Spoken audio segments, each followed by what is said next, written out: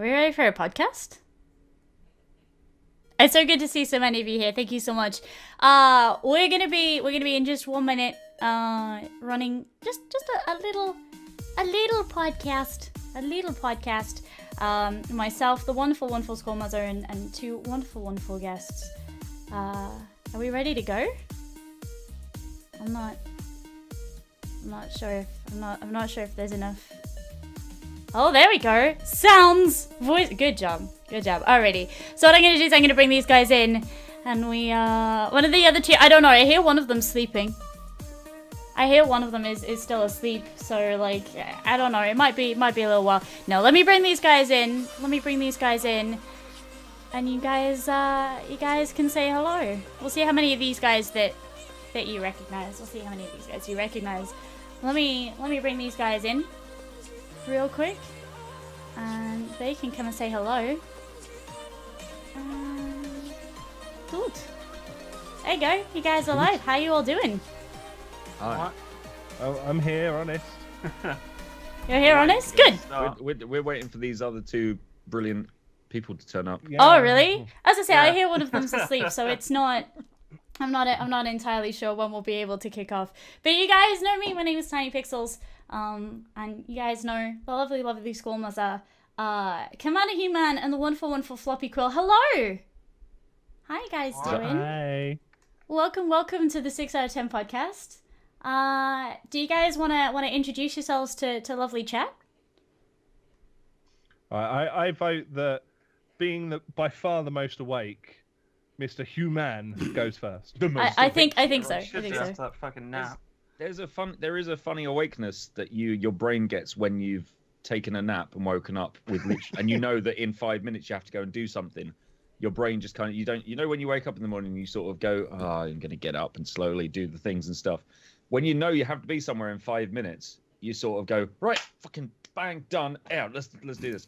But anyway, anecdote over. I'm fairly awake now. Hi, my name's Dan, and I am a streamer on Twitch. That's why I'm wearing the obligatory "Look at me, I'm a streamer" hoodie. And I have the "Look at me." I have a little tick in my name and chat and stuff, so I must be really important. And yeah, I do games and stuff, and play games and things, and stream and play music, and sometimes I overuse reverb and things like that. And yeah, I'm awake now. Every time you do that, it wakes me up. But I kind of just a little bit. Good morning, Pip. Wake up. Oh, God alive. Ominous, isn't it? Right, and I suppose we should really get a slightly more low-tech introduction from FloppyQuill. He doesn't need tech. He's got. Look at this. What? Look at this hair. You don't need tech. You've got. I shampooed it like an hour ago. That's why it's got a mind of its own. But Excellent. yeah, I just do the do on Twitch. Yeah, fucking drink a ridiculous amounts of tea while I do it, and occasionally I draw pretty pictures. That's about it. Oh, nice. Neat. Aren't you all highly engaged by that riveting? I love you, It just- Floppy. Yeah, well, you know what? You got to just give them a little bit. Just give them a little bit. Don't give them everything, otherwise they won't turn the rest of it. Just keep them wanting more. Yeah, I get you. Exactly. Market 101. It kills me that you guys are both like incredibly talented people. Like, outside of gameplay, you've got Floppy who draws like crazy, and then you've got Mr. Human up there who does the plinkety plonks on the uke and guitars and things. And like they're both wonderful, and all we get is I play games. I do Twitch. It's nice. Like, great. No, I'm a streamer. I play games. I love the vote of confidence. That's my 10 out of 10 for this week. Definitely is that marketing. Good job. The first reference in there from Stuart Marsh. 6 out of 10 intro, Floppy. Oh, good There grief. you go. It begins already. Did I Goddamn. just win the podcast? Is that how it works? You now have 1 point that you can cash in at the end of the game, and get nothing. I was about to say something about points not mattering, but I'm a bit worried about that copyright kind of. I don't want to quite stray into that Edge away. copyright. Anyway. Well, I guess. Okay. Oh, that's a brilliant segue. We'll forget that I did the hand motions and things, and can we segue into our first topic off the back of copyright? Well, you can certainly Real segue quick, can into we it. pretend that I considering was being really clever? What? You weren't? What? It's definitely related to the thing that we're about to talk about, isn't it, Pip? Completely. Let's talk about copyright. I mean, we're all content creators, so this is something that came up in the news recently, and you know, it's always good to discuss things that are pertinent to us, right? And Wargamer has been threatening people with copyright strikes. They've full on taken down somebody's video after a negative review of one of their new tanks. So how do we feel about wargaming? How do we feel about copyright strikes? How do we feel about that copyright kind of boundary as content creators? Do people still fucking play that? See, well, no. That's So, what okay. amazed me the most because I watched Jim Sterling's video. That's how I found out about it. I was like, I didn't think this was still a thing. Well, getting copyright strikes because you've voiced a negative opinion is absolute bullshit. Let's be honest. You should be able to, you should be able to put out there your opinions of a game, whether your opinions are founded or not, doesn't matter. You still got the freedom of speech to make a video and say, well, I think this is shit. It's your prerogative. You can do that if you want. It's up to people whether they want to believe you or not. It's, so if that's the case, then that's a load of, that's a load of BS. If it's being copyrighted because of legitimate, content, sort of, but fair use policy. You're allowed to show gameplay. You're allowed to comment over gameplay. That's always been a thing that people have been able to do. So I don't quite understand what the I don't know. Yeah. The blog post doesn't really have enough. Yeah, I mean they've got in there that there was a statement coming back from Wargaming to basically say, oh no, but that's no anything but that, definitely no. It was just it was an errant copyright strike that just it was nothing to do with the bad comments or anything. It was bad words, not bad comments. Yeah, and it's just PR spiel. That's funny because the guy who that started all this screen capped the Discord conversation with the bloke who told him to take the video down. Oh wow! And it's specifically about his bad review about really. Yeah, wow. It's the whole If you guys aren't aware of kind of what happened, one of the new premium tanks has limited weak points, so you have to use premium piercing shots to be able to kill it. And the idea is the tank is designed in a way that the two front turrets should be, obvious weak points, because there's nowhere to put armor behind front. I have a limited understanding of tanks, but I'm trying to channel my inner gamer and kind of, you wouldn't be able to. There's a whole world out there to understand. It boggles my mind. I couldn't. I just. The people who understand which tank is which and which tank does this and how fast it and how but yeah, it should have kind of weak points on the front and it doesn't, so you have to have premium ammunition to be able to attack and beat this premium tank, and people kind of think that maybe that's a bit yeah and I mean that's kind of the concept of the whole game as well, because the whole game is basically pay to win. It's a free-to-play game, isn't it? Yeah, but it's really you've got your different tiers of tanks, and if you have lower tier tanks because you've not reached in your pocket and bought the high tier tanks, you can be matched up against people that have spent 37 grand in the game and bought this almighty behemoth with ultimate firing power and just stand no chance. No level of skill will ever actually compete against just sheer power that's just gifted to you by one of the high-end tanks. Yeah, that's ridiculous. Sorry, there's a bit of footage on the screen of a tank peering around. Press Q and E to peer around the corner in your tank. How does that even work? World of Tanks Siege coming out next year. Press F5 for your tank to emote and hi. Winky face. Oh god, that was exactly. Wow, the technology! I didn't even realise they could do that. That's how out of touch I am with military. Definitely a modern tank. That's crazy. We've now spent our entire budget on developing the pinnacle of tank technology, and yes, you have heard correctly. Our tanks can look around corners. Yeah, amazing. That's fine. That's brilliant. Yeah. But yeah, I mean, if if there was a guy actually literally saying, yeah, take your video down, and we're going to take your video down because it's like negatively, representing the game, then that is utter crap. And that sort of thing will ultimately, it will just come out in the public, and people will think even worse of the game. So, and the developers, this is almost worse than Nintendo, because at least Nintendo are just generally like, no content for you. Everyone knows. That's the thing. That's sweeping and wide and everything. They put that. Yeah, they put that down from the get-go, and everyone knows that Nintendo are a bunch of wankers when it comes to doing YouTube. But this is very, very it's very like fake news, toys out of the pram sort of thing, isn't it? It's like, oh, you can't say bad things about our game, which are justified. They did more than, they didn't actually remove his video in the end. The guy took it down initially, and then they removed him from their World of Tank content create thing, where they give you stuff. They give you access to things, so you can show it off. Right. So they just removed him from that. No fucking questions asked. Just straight away removed him from it. And they took him off the invite list for the World of Tanks Festival. So they stuck their fingers up to this guy. Yeah. Also, how fucking depressing would a World of Tanks Festival be? No, right? They have like a program to where they basically got a payroll for content creators then, where they give you loads of free shit as long as you say the game's great. Yeah, basically. Yeah. That's the one thing he said. He was just like, this just pay to win. And then they're like, But certainly,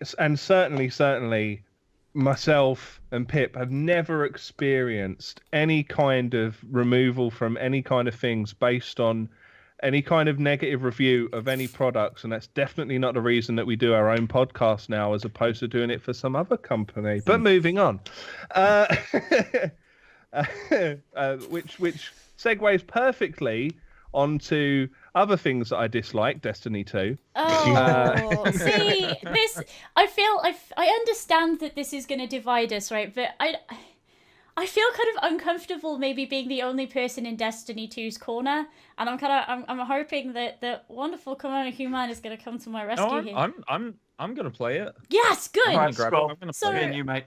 I struggled with the first Destiny, but I'm kind of behind this. Like Destiny 2 has been revealed, and it looks alright. And maybe after teasers yesterday, we might get cross-platform play, which to me would be just phenomenal. That'd make it. That would cross-platform. The opportunity to basically own all the console players is something that I would relish massively. I need a use a mouse emote to like spam repeatedly. Potato aim, use a mouse.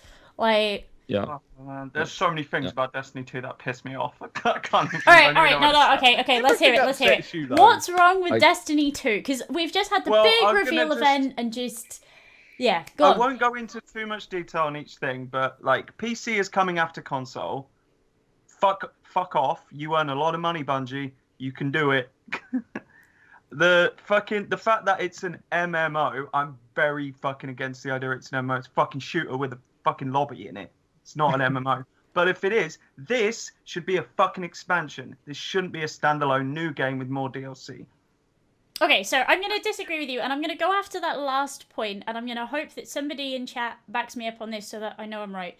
So, aside from all the MMO stuff, which you're wrong, it's not. The reason why this isn't an expansion is because they've burnt down the entire first game so that they can make a better version of the first game that is inclusive to PC gamers, that is easier with sort of raid matchmaking and things like this. It's supported. The PC is going to be supported by Blizzard. It's going to be put into the Blizzard app so that we know that the PC version is going to be right and it's going to work as a sort of PC-based MMO shooter. So I disagree with the no, it will be right.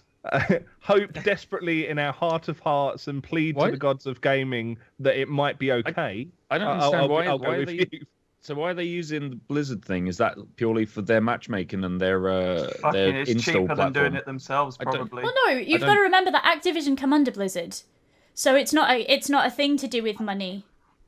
Yeah, Other way around. other way around. But why are they? Other way No, I round. just don't understand. Brain. I just don't understand why they're I think doing Blizzard it. own Activision, not the other way around. I could Yeah, be wrong. yeah. Do they Like, merge? you knew what One I of the- meant. one- You knew what I meant. You knew what I meant. Yeah, You I know knew what what you I mean. meant. But it's technically it's not a Blizzard. It's not a Blizzard game, is it? No, It's but not. Blizzard So why is it Activision on? being a thing Right. allows because they made a statement about how they're not going to support any other third-party games, and I'm kind of sat there like it's not really a third party. No, it's not. still it's very, very, very close to being first party. So much so that the lines are completely blurred. Yeah, it's not. Yeah. Well, It means it's a that publishing thing, though, isn't it? Having It is having because the Blizzard aren't developing it. Activision aren't developing it. Bungie are the developers, Yeah. aren't Yes. they? So it's in my mind, it's a Bungie game. Yeah, it would it only is. be a But Blizzard game if the Blizzard thing were is, it's developing it. inextricably Activision through the virtue of Activision kind of trumpeting and dealing with all of the PR and publishing stuff for the first time out. So like you can see where the merge is. So hang on, they're not releasing this on Steam. You have to buy this through Blizzard. Yep. So it's going to be like £85,000. Yep. Pretty much. Oh, I don't know about And it £85,000. probably won't work They've for got 2 it. days They've got to on price release. it competitively with the console version. When they're selling it They as won't, though. a parallel thing, It'll they've be got Overwatch to, again, won't it? It'll be surely. $69.99 or something. Oh god. But like, and that's I'll wait. kind of I'll my, wait and my see it. I'll wait. that's my bugbear with Destiny though, and that's like part of the reason why I was so like again because the first one. How much money was all the DLC by the end of it? It was like 200 quid, Hundreds. and Yeah, that's crazy. something like that. I'd say that's probably a reasonable guesstimation. Then they also had that being like a pay gating thing at one point in time. That there was some, like they have like these weekly challenge strike doodly doos that come up every week. And when one of the DLCs released, I think it was the second one, I forget which. It was you were locked out from being able to do any of those because it was all new content. And so you were basically almost forced to another, I think it was for 30, 40 quid purchase to be able to actually do the normal built-in weekly stuff. They've got a very, very, very long way to go before they build back confidence that they're not just going to be going, and if you could just do this to carry on playing the game as usual, that'd be great. Oh, that puts me off now straight away because I didn't know I'd never played the original Destiny, so I had no clue that was their like payment model, their like subscribe model or whatever. And yeah, I'm as a gamer that was born in the early 80s, and I come from a background of games being there's your game. Turn it on. That's all the game you're getting, even up to I still to this, even though it's now become ingrained in video game sort of culture in the last couple of years. I hate DLC. I hate expansions. I hate any of that shit. It's like if you've got an idea for a game, make the freaking game. Release the game. There's how much you pay. There's your fucking game. Okay, but now, There's an argument for the expansions because that's how MMOs work. No, that's why right. I argue Sure. that Destiny isn't one because if you take WoW, I'm just gonna use it as an example because everyone fucking knows it. They released the game back in 2004, and it's the same fucking game. They just added to it over time to keep you interested. Expansions, okay. So saying in chat as well, expansions aren't a new thing. That's fine. Like, yeah, expansions, fine. It's all the other shit. If you're going to provide a whole game's worth of content again, then I'm happy to pay a whole game's worth of price again. That's not a problem. It's when a game will come out and charge you half the price of the game again for like 3 new maps in a multiplayer game, or a few extra weapons and a bit of it's just or a lot of them with the season pass stuff. Do you know what I mean? They've already made that stuff. They've already got plans for that stuff. But what they're going to do is instead of giving you all the game in one thing, they're just going to chop it into 5 bits, give you bit number 1, and then release bits number 2 to 5 throughout the next year to maximize the amount of ink. I came up with a great meta for this a few years ago on stream. It's like if you went to McDonald's and you ordered a Big Mac meal and they give you your burger and then they take the chips away and the drink away and then you have to buy them back again. It's like you paid for everything at the start, but you're paying for everything twice over. It's stupid.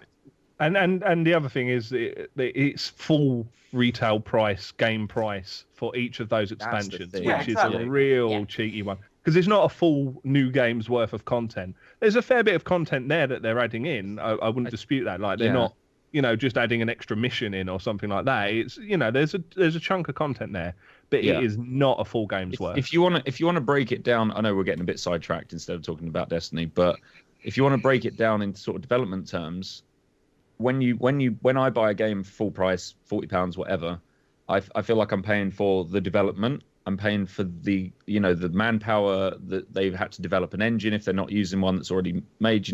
They've had to create all the mechanics, all the game logic, the code, and all that stuff. Once that's done, anything that they make using that pre-done stuff is obviously going to use a lot less resources, and so they're basically then creating extra shit that they're selling again for the same price with a lot. Do you kind of see where I'm coming from? There's potential. A lot of the stuff saying, as right, reused. I want you to. I've got all this money in, and I've made this machine, and now this machine can just pump out content, and we can now charge for it the same price, but it's not really as much of a development time or labor or whatever. I guess they got to make money. They're businesses at the end of the day, but it's still, We've just got to hope, I guess, that because there was a pushback against that last time, and there was an audible pushback against that, despite people buying it, there was a fuss about it. Yeah, problem is we've got to hope that they have listened, and either we get a better pricing strategy or we get better distribution of content. Yeah. Problem is, a lot of people were very vocal about their displeasure with the way they were doing it, but unfortunately people still fucking paid money, and that's all they're going to look at. They're just going to go, well, these people on Twitter were complaining, but look at the money we made, so obviously people like it. Well, it's not. It's just on the whole, if as gamers we have the money that we can afford to spend on it, we'll moan and gripe about it. But at the end of the day, if it's a game that we like, we still want to fucking play the content. So we're gonna end up paying for it and still complaining about it. But I just don't know if they'll manage to get away with it 2 games in a row. I don't know. I mean, Call of Duty have been getting away with it. Just about to say that they've basically been reskinning the same game for the last 7 years. So I mean, you say that they took a, and again, I know this is slightly off topic, but talking about sort of listening to people, they took a turn and went, hey, well, you can have like jetpacks and like you can go to the fucking moon and you can shoot things and blah blah blah. What have they done this time? They've taken a step back and they've gone, actually. Only because they're actually, BF1 looked pretty damn good, and people seem to dig that. So let's basically copy that, but do it with the other war. Just like the space stuff was. Oh look, Titanfall made a lot of money. Let's make Titanfall. But like, if that teaches them a little bit at a time, then we are moving in the right direction a little bit of a time. It's just a shame that we don't get the Destiny that maybe we deserve in the process. Yeah, and I think you get the 5 before you do. I mean, I'll judge it on game time played as well, because if the standalone release of Destiny 2, I get it and I play it and I get like a couple of 100 hours out of it before the expansion comes out or whatever the next DLC is, then maybe I don't feel too bad about that because it's if we're getting the right amount of play out of the right amount of money spent, sure, absolutely fine with that. Pounds per hour. Is that our definite algorithm? Is a pound per hour played? Pound per hour. Yeah. I'm happy. More than that, I'm jubilant. Less than that. To be fair, most games, compared to say like going to the cinema and watching a film or something like that, the entertainment per money played is generally pretty good. Even if you only get 10 hours out of a game for £40, you're still getting, not a bad whack. Biggest gripe with Destiny, and it's such a petty thing, is like it's so fucking brown. It's so brown and grey. Like you're in space, you're in the future. Add some fucking colour to your game, man. It's so like murky. Some people like that. That's cool, but I look at it and it's like that's more grey, more blue. See, I kind of like that, because then these neon colours that shine through, they really do, and they make an impact. But then That's true. But there's not all 4 of them in a playthrough. That's one of the reasons I like Warframe, because yes, it's very grindy, and yes, it's like, but at least it's colourful. Oh, at least it's God, like laser light show. You know what I mean? Yeah, it is. It's yeah. All right. But I can see where you're coming from on that one. Should we move away from? Stop lingering. Yeah. Should we move on to something that maybe isn't as hype, like in the wider community as Destiny, but I'm kind of hyped for. Go on then. Shall we? Don't sound too overjoyed. It's going to be my catchphrase for the entire castle, you floppy Jesus. Alright, Project Rap Rabbit. It's Project... for Rabbit. It's a rabbit. For the rabbit. So this is Project Rap Rabbit, from the people who brought us Parappa the Rapper and GuitarHughMan. If you are looking for a rhythm game that is just the coolest thing, like this is gonna be it. Well, I asked for fucking colour.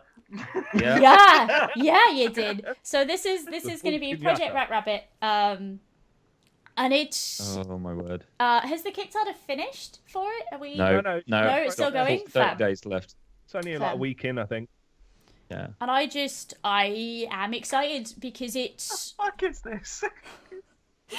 Have you not played Parappa the Rapper? Like, Yeah, like fucking 20 years ago, man. Right. Yeah, Okay. So imagine. They just re-released it as well, so they're 50%. obviously Yeah. they're obviously like gonna they're obviously timing it because Parappa the Rapper got remastered, didn't it, not so long ago? Yes. Yeah. Sort of And of course, you know, GuitarHughMan just has this super underground fan base that absolutely adore it. And the second you bring up any rhythm game, everybody who knows rhythm games is like, oh, but GuitarHughMan was like the rhythm game.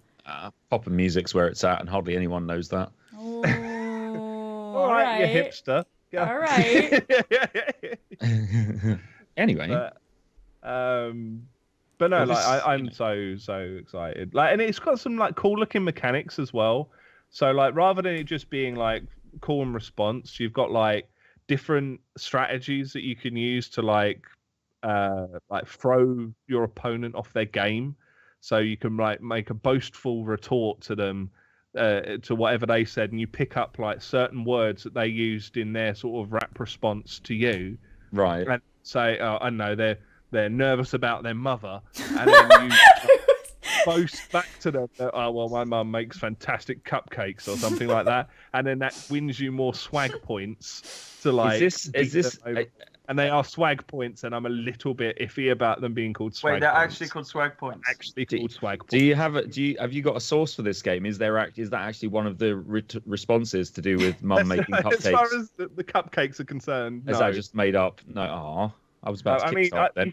you can, they're still in Kickstarter. There's still time to add in the mother DLC that you'll pay an extra the mum 30 the word to your mother DLC expansion. Yeah, I like that. Good That's job. I kind of want Dairy Farmer DLC, and for them to just take that section of Monkey Island. Just I am rubber. Just- You are glue. just insult sword fighting, Yeah, but yeah. as a rhythm get like I kind of good. but no, yeah, this looks really, really good, and I'm so pleased that we're going back to these old formulas that were just like, what? But they kind of worked. I mean, Parappa the Rapper is the full Japan, isn't it? Like, it's the really off-the-wall, unique, weird ideas that work anyway because they're just really bizarre. And we want to make a rap game, but we haven't got the budget to do full 3D. That's okay. Let's make them paper thin and walk along the ground.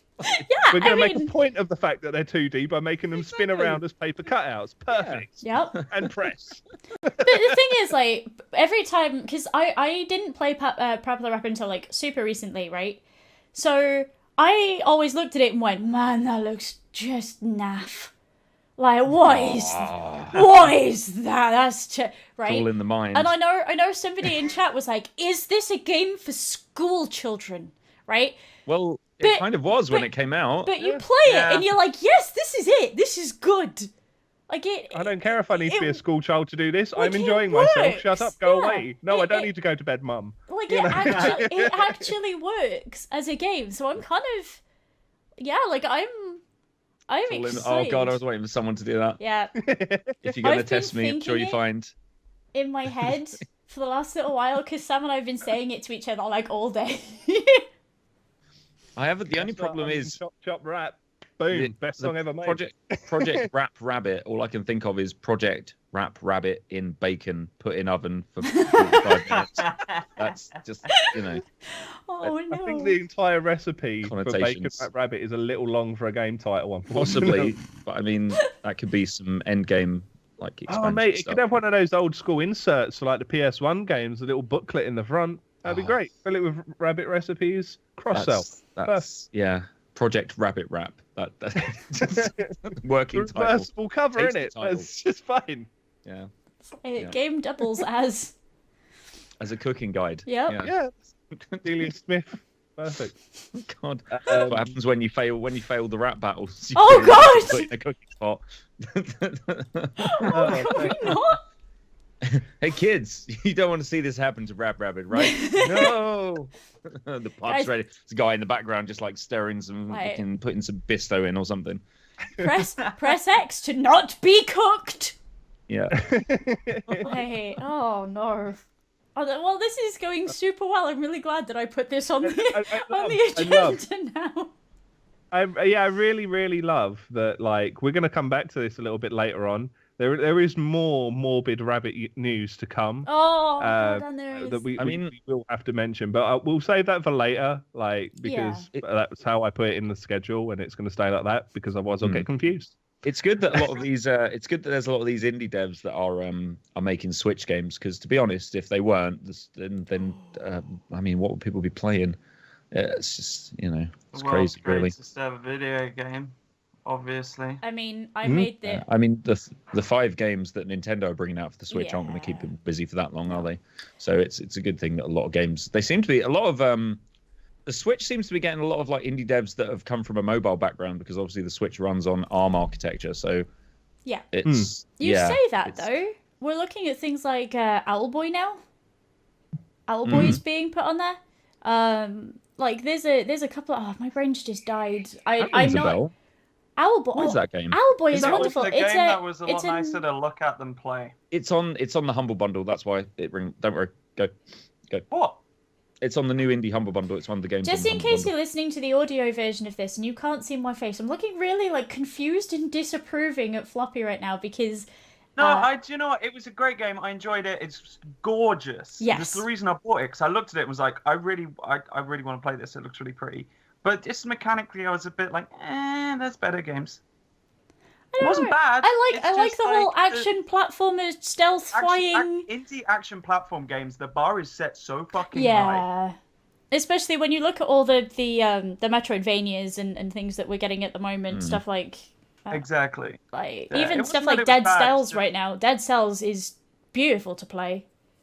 Exactly. And there's Hollow Knight as well. Yeah. Which is still relevant. Yeah. Anyway, speaking of Oh no. Hollow Knights, there are none of those in Overwatch. Yeah, wow. Oh, the That's a hell of a best. segue. The best. Wow. Oh, Speaking of literally anything that isn't in Overwatch, can we- there's none of that in Overwatch. Can we have like can we put a this is a pilot episode and may or may not get better as the weeks go on sort of warning here. Can we? No. No, Oh, okay. That's the quality level that I want to keep, like throughout the entire. Good process. job. I mean, you could have said, well, so there it is, the Kickstarter for Rap Rabbit 1 to watch, and talking about things to watch. Overwatch, this Right. No. So when we that's far edit too this, professional. when Get we out of here edit with that. this, we're just gonna chop out me and Sam. It's just gonna be you two. Just gonna be you two Well, chatting about. script some section kind of linking audio later on and just splice Yes, it in. yeah. I just want to just get like And it'll a sound minute natural to 2 and minutes of just me wonderful. nodding. It'll be fine. Like, to agree and occasionally looking angry. And just splice that in there, and I'll keep quiet for the rest. Yeah. Regardless, can you guys actually believe that Overwatch is a year old? Because I can't. Yeah, totally. Yeah, it feels- feels like it's been around longer. Yeah. Really? Yeah, I actually agree. I feel like it's been around forever, but maybe that's every just time because I so see an many people Overwatch play it. game, I fucking age and get grayer, so Yeah. it feels like it's been around for a while. I had a grumpy old man show today. Jesus Christ. What did you expect? I feel like Well, I kind yeah, of need to sit here and be constantly going, like, Brighten everything, sunshine, rainbows. Ah! No, yeah, Overwatch is a year old, so we've got the anniversary stuff coming out with anniversary skins, but I can't get it into my tiny mind that we've had it for a year, even though I only ever really play it during events. I've seen all the events now.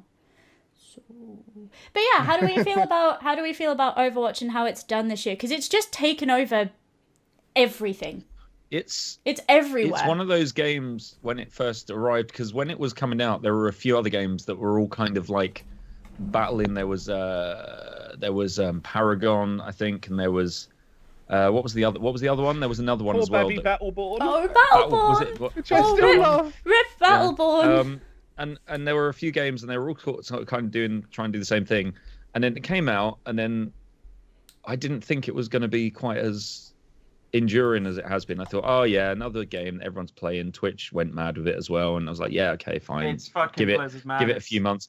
But it is, isn't it? It's like Blizzard anytime just Blizzard fucking print money. They just much. got a license to print money. They release a game and it succeeds. Even Heroes of the Storm, which by MOBA standards is not a very successful game. No, it's really not. Still has an incredibly high active player base. Now, you say that, I think it's done much better since we've had the 2.0 update. Because I've actually enjoyed playing it since definitely the 2.0 and they do update. very clever cross-sell with that as well, like to get the unlock the skins elsewhere and the mounts elsewhere and all that sort of jazz. For a while. Oh yeah, Wow. Yeah.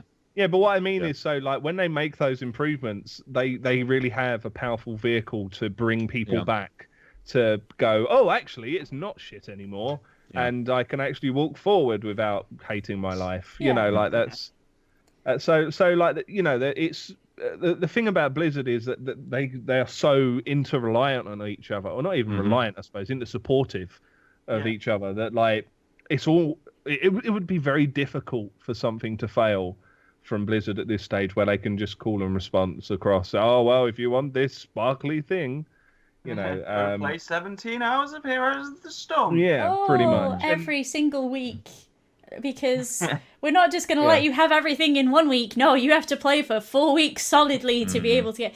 No, I'm bringing it back to Overwatch. I mean, as much as people say, you know, it prints, I actually really like Overwatch. I really like the balance. I really like the maps. I really like the character design. I really like the sound design. Like it is a really good game, and it's one of the only shooters, I guess, that I will play. Yeah, because it is. It's I colourful. won't play it because its community is the fucking worst. But I enjoy playing games with like some buddies for an evening. Yeah, it's a night. I actually think it's even though it has a lot of competitive elements and a lot of people that play it like professionally, it's still to me a very casual game. Yeah, you can the just best pick up and play shooter. Yeah, you can totally like play it for 40 minutes at a time and just that's it. Just have a blast or whatever with some friends or with randoms. And I never really, it's one of those games that I never got salty with. I never felt competitive when I was playing it. I didn't feel a need to do particularly well. And because it's got such a big range of. See, the funny thing is that people didn't. I had they had massive arguments with people when it came out. When people said, "Oh, it's totally just a shooter," and I was like, "Well, it's got massive MOBA elements to it." Like, no, it doesn't. It doesn't. I was like, it's just like Team Fortress 2. It's like, it's not like fucking Team Fortress 2 because Team Fortress 2 just has a bunch of classes. That's it. You can be the medic, the heavy, the whatever. This has a bunch of different characters amongst a range of different classes and is a totally different. Yeah. Tactically, it's a totally different game, which makes it really gives you a lot of scope. With Team, I never really got into Team Fortress 2 because there wasn't enough for me in it. Whereas Overwatch actually has a bit more variety of, actually, I can be a sniper character of doing this. I can be a heavy, but not too heavy. I can be it's like, do you know what I mean? There's a lot more choice of, a lot more variety of sort of like play style. And there's more straddling of classes in Overwatch as well. Like there's a lot of sort of grey area characters as well that can fulfill little bits of other roles in areas as well. So again, like it kind of lends itself to have more potential and playability and less likely to get stale because you can kind of jump around a bit more.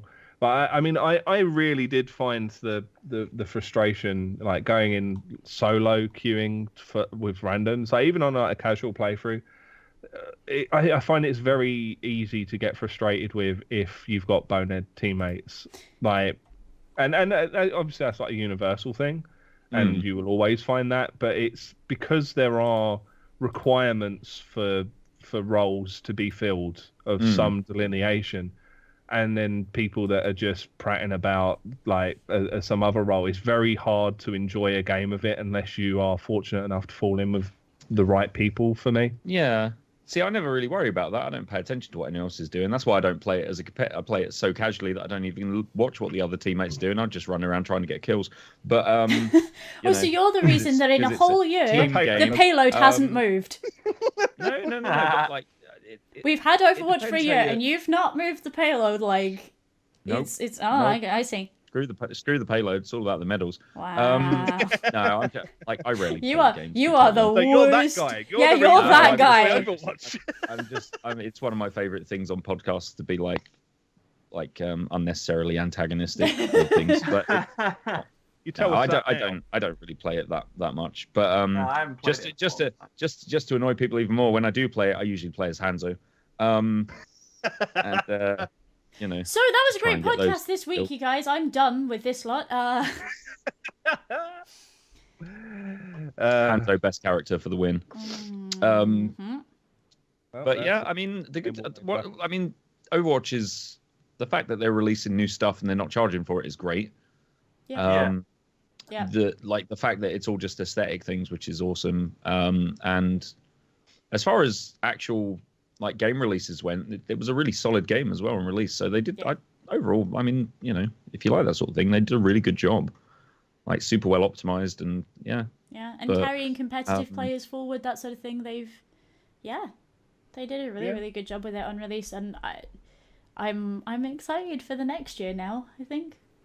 Well, I don't really know where they're going to go forwards with this sort of game, to be honest. They're just going to keep releasing new characters and new maps and apps, game modes and stuff. It's probably going to have a good sort of 10-year lifespan overall, I would imagine. Because these sort of games usually do. And I'd like to see them use just throw in more game modes to be available more often. So you've got the Summer Olympic stuff where you could prat around playing football and stuff like that.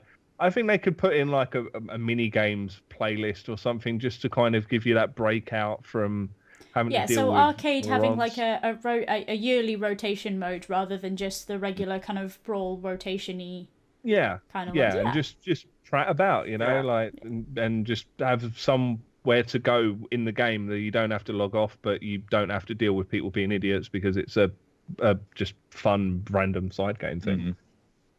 I would like to see, and I know it won't happen, that I'd love to see Blizzard do something similar to what they did to StarCraft 2, in which they basically just opened the arcade side of the game up to me and you and everyone in chat and shit. Yeah. That would be great. And be like, hey, I found this great game mode that we can all play. It won't happen, but I'd go back. I'd play it all the fucking time if they did that, because there'd just be some dumb as fuck shit in there that I could play. Yeah. I want it to get Steam Workshop support, basically that kind of thing. Just the ability to just have random game modes. You can just go, boop, done. I'm going to play that with my mates. Or something equivalent to that. So, new things. New things? Overwatch is a strange game. Oh, no. Don't you think that... Why didn't we go with so from old to new? Life is Strange is having. Why did we not do that?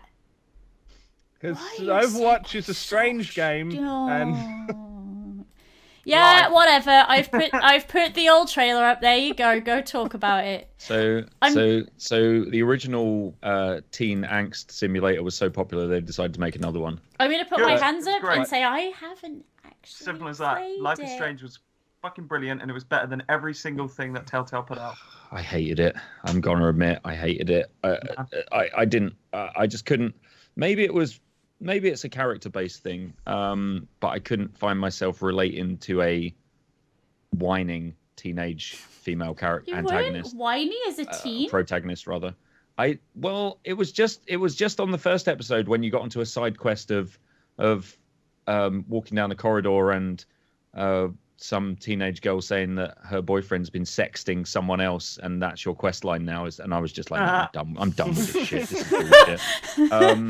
I'm like, it was just the content of it. The game, like, I love adventure games and I love story-driven stuff, and it doesn't have to be a case of, there's loads of shooting and loads of whatevers. I love all kinds of genres of games, but content-wise, I just couldn't get on board with the character. I couldn't. It was like, oh, hang on, there's a mechanic, so if you fuck up, you can just rewind and do it again. Okay, cause and effect, excellent. So what you actually do doesn't make a difference, because if you didn't like that effect, you can just go back and choose the other thing. Okay, then. Cool. But it's limited, so yeah, you don't see the kind of the ripples of what you do until it's way too late for you to rewind back to that decision that caused those ripples. So you can make a decision, and then you turn around to whatever character in that interaction and go, well, I think you're a dick, and then you kind of go, oh, actually, I don't think they're a dick. I think they're quite nice. You can take that back and redo that. But you're saying, like, 2 hours later, when that guy slaps you and doesn't want to speak to you because you called him a dick 2 hours earlier, you can't go oh, that was a naughty thing. I think there's also key points in the game that affect the story massively overall that you can't rewind past, no matter how long ago it was. So there's major plot sort of crossroads, and no matter what you decide, you can't go past. Like, that's like a checkpoint almost. Yeah. I guess my question. I see what you mean, but there are limitations. My question to you guys, because you've both played it, right? Or the three of you have played it? Yeah. Well, I played the first episode. I couldn't get. So, based on the game, did it need a second one? Well. Because there are a lot of games. This is just same theme, but not same universe, same characters, same anything. It's just kind of, it's the same kind of vibe. And it's the so same it's not kind a sequel. of like. No, it's just another one in the universe. If it's a different story with different characters, then I might be interested in playing it. I didn't have a problem with the second they mechanics. sexed you out of it, right? Yeah. I just didn't want to play emo simulator. That's all. Loads of people do. Loads of people play as fucking Hanzo.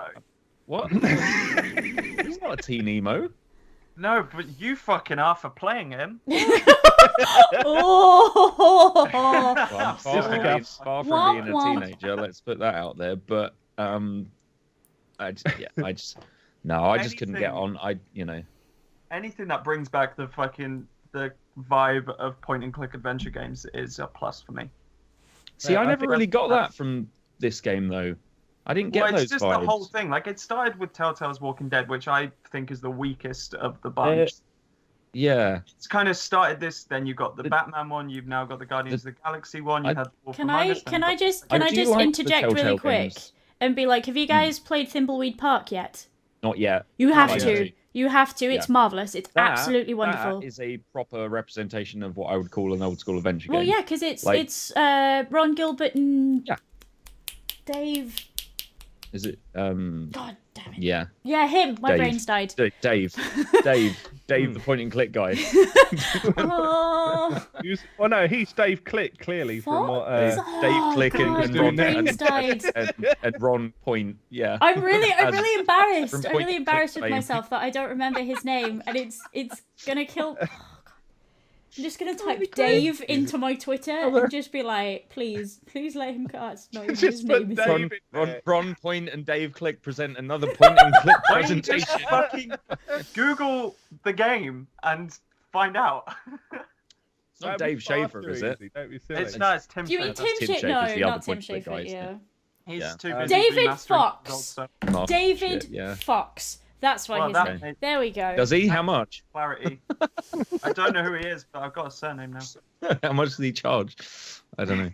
I'm just gonna sit here and be quiet. But I tell you the one thing that Life is Strange didn't have that kind of irked me though is they didn't explore why the tits she could go and rewind time. Like there was nothing. It was just she couldn't. The game would have been even more boring. But like, I would have liked something more than just, well, I've got this power, lol. I'm going to like reverse back in time and watch someone fall off his skateboard. and like Just it's repeatedly. This is my YouTube. Yeah, but it just like I'm not saying that it needed to be like, well, if you look into the molecular science of it and really break it down, you can see that the human mind has a capability. Like, it doesn't need any of that junk in there. It just needs more fleshing out. It needs something to kind of provide some more reason other than just I'm going to vibrate whilst holding my hand out. Here's the mechanic. It's all down to the midichlorians, man. Don't worry about it. Okay, got it. Okay. Cool. It's just game. It's just game Okay. mechanics, isn't it? It's, it doesn't need to be a why, does there? It's just It just needs something to it other than just lol. Here it is. You know, like Well, I as didn't chat really has think just about pointed it. out, like perhaps that's what this one is, and perhaps that's what this one can do now that they've established that that's a Maybe. thing. I think that was a critique that they received as well. Was just it was not really at all mentioned other than it is.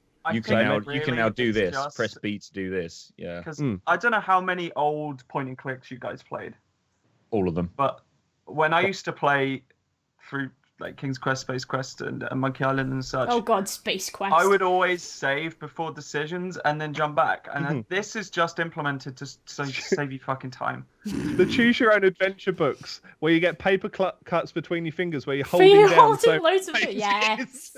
Oh, that's Sticky cheating. notes, That's dude. the Sticky equivalent notes. of manual cheating from the old. Yeah. Yeah. No.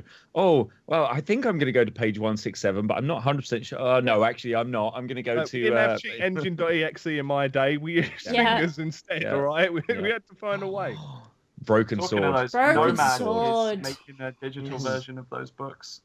Broken Sword was the epitome of like a modern at the time representation Yes. of point and click. Like because Broken Sword came out a bit after. It was like the first, wasn't it? The first like PS1 adventure game like that sort of did that sort of stuff.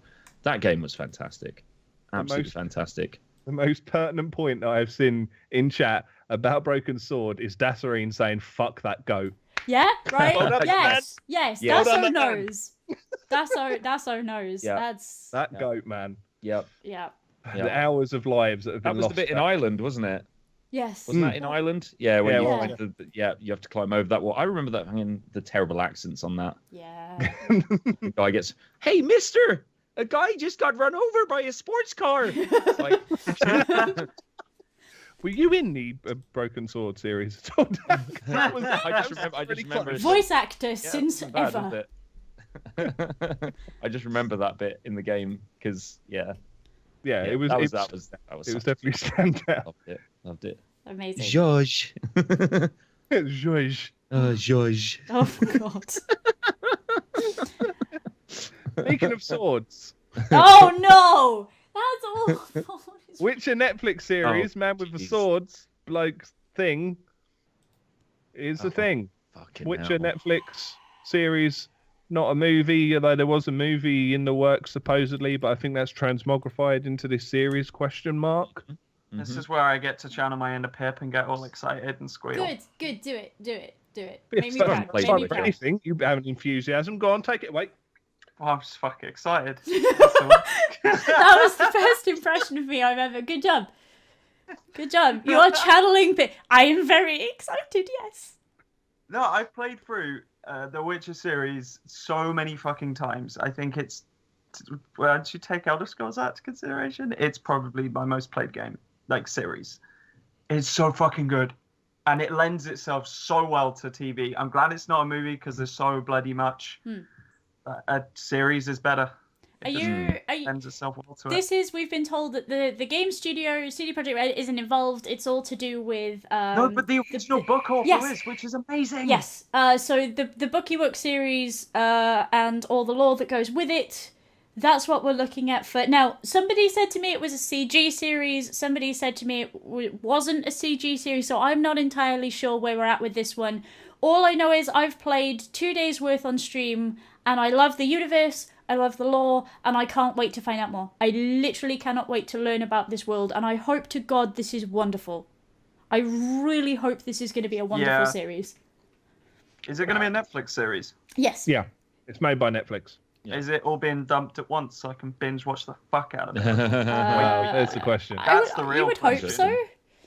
The God, Better I Call hope Saul so. cock tease of just week after week going, oh, God. Now what do I do for the other Mhm. 6 and 9/10 of my I can't actually think of a single Netflix series that, like, self-made Netflix series that didn't dump it all at once. Yeah. Yeah, I think so. Yeah. Because I've been watching, like, Um, Jessica Jones and Iron Fist and other heroes are included, etc. I love that show. Daredevil, yeah, there you go. That was one of the ones that I actually liked the first series of. It's the best of the bunch, that's why. Oh, that's making me nervous. Stand back from the ledge. You've got so much to live for. Don't do it. Don't do it. I know the view's pretty. Get back over the railings. No, Good. Sorry. it's fine. He's gonna go for a little swam. It's okay. I've still not played it. I've got The Witcher 3 and I still haven't played it. I picked it up and put it down so many times, being like, you know, it's too big. I can't. Like, it's blah blah blah. I've picked it up. Sorry. Carry on. I picked it up. Guys, No! Don't get angry at me. Don't get angry at me. Don't get angry at me. I finally started to stream it properly, and like I'm excited because there were question marks everywhere, and that means I have so many things to do. Like, Stop everything apart from So checking in with Captain Pessimism over here. can we not?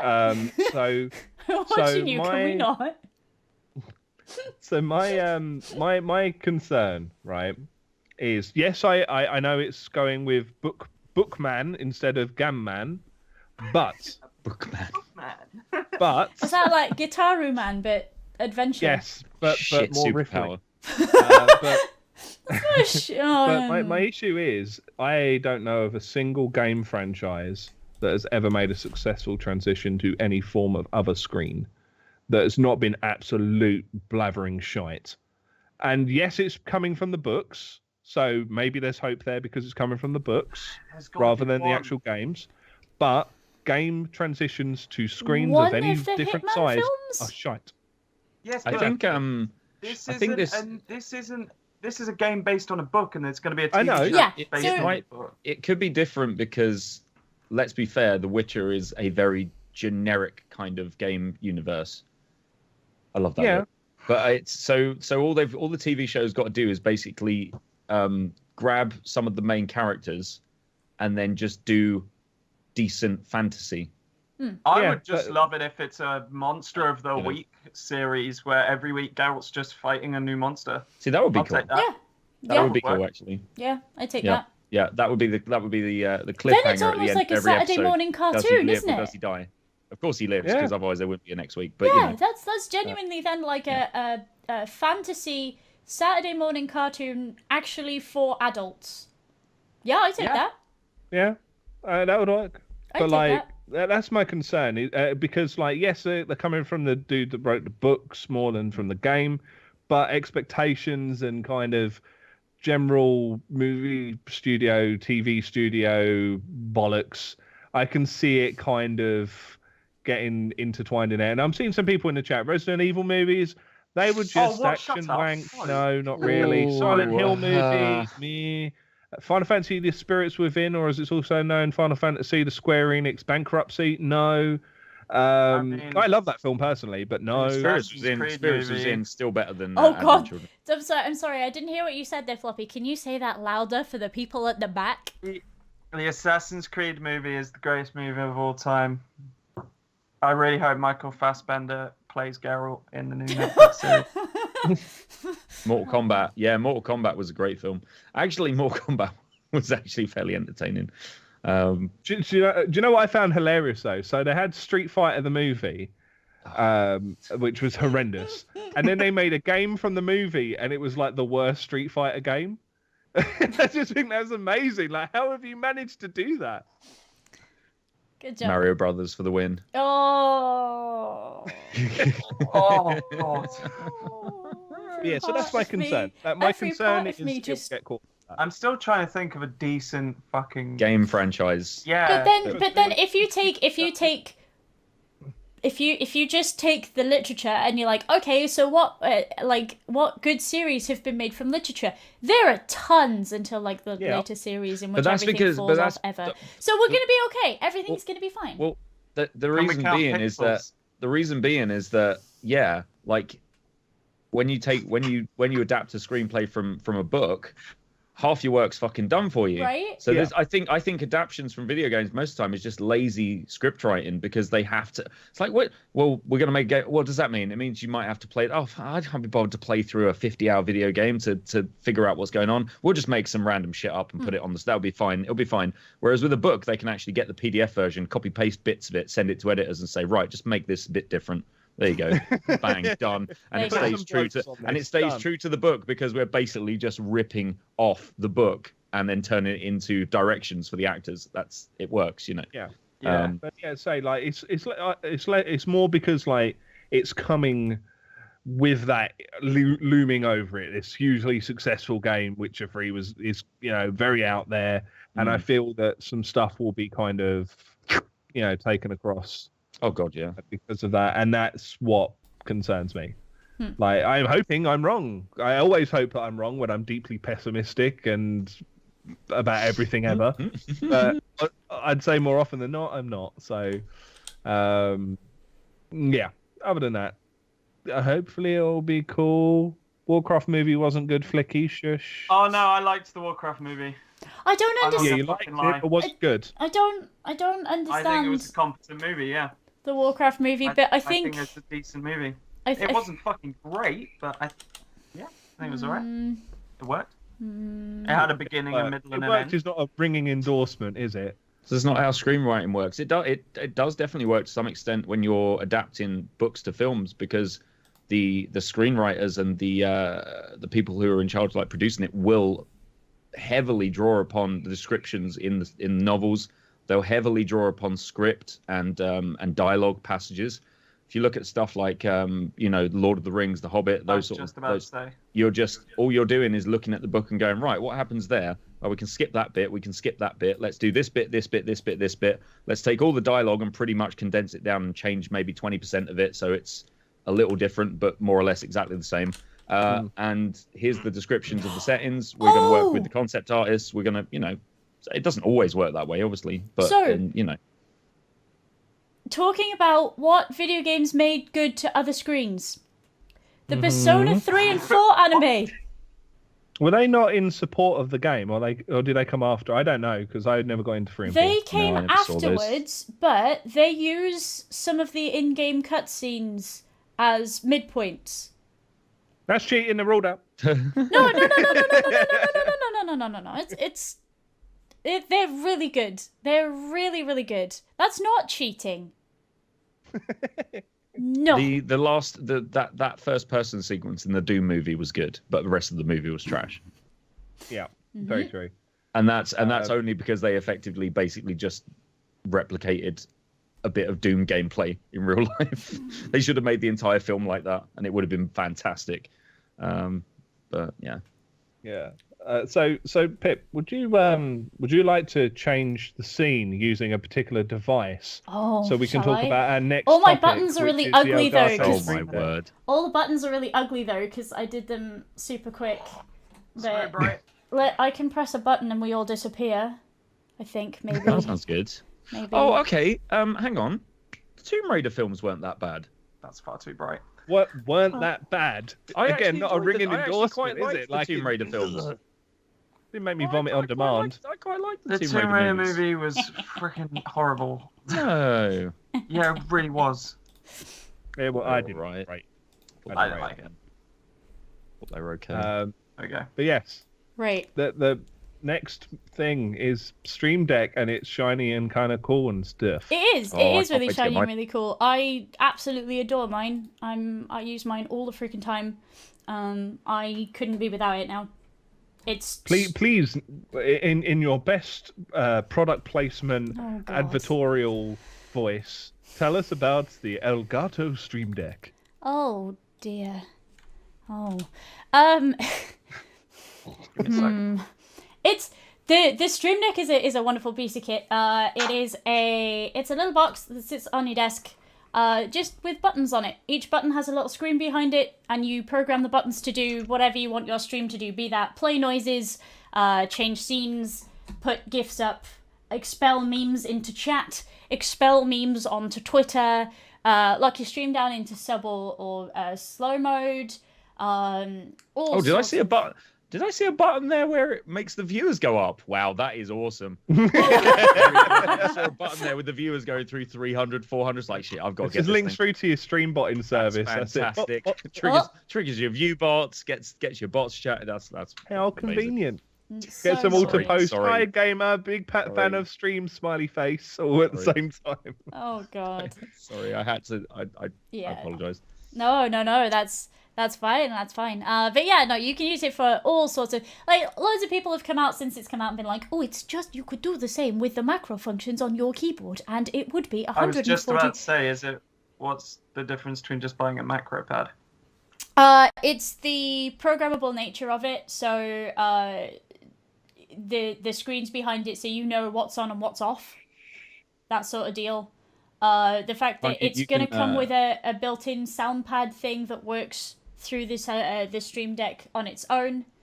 It has integration with all these programs, so you haven't got to program anything. You just drag and drop rather than work out hotkeys and things like that. Yeah, it's the software that makes the difference.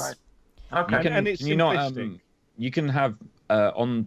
Correct me if I'm wrong as well. On the actual device itself, you can actually navigate up and down through folders of different presets as well. So whereas you might have a keypad with different buttons, you might need to fiddle around with changing them between different assignments. And again, you wouldn't be able to see what the assignments were for sure. You'd have to, hope and pray that you press the right, modify key or whatever. Whereas this is all visual and you can see if everything's, working the way it's meant to be. So mine, for example, I have a button with all of my programs on, so I know that I've started all the programs I need to stream. So my in-chat bot, I've started up XSplit or OBS, whichever one I'm using at the time, that I've started up the right webpage, so I have my dashboard, I have my Twitter, and I have my Streamlabs open.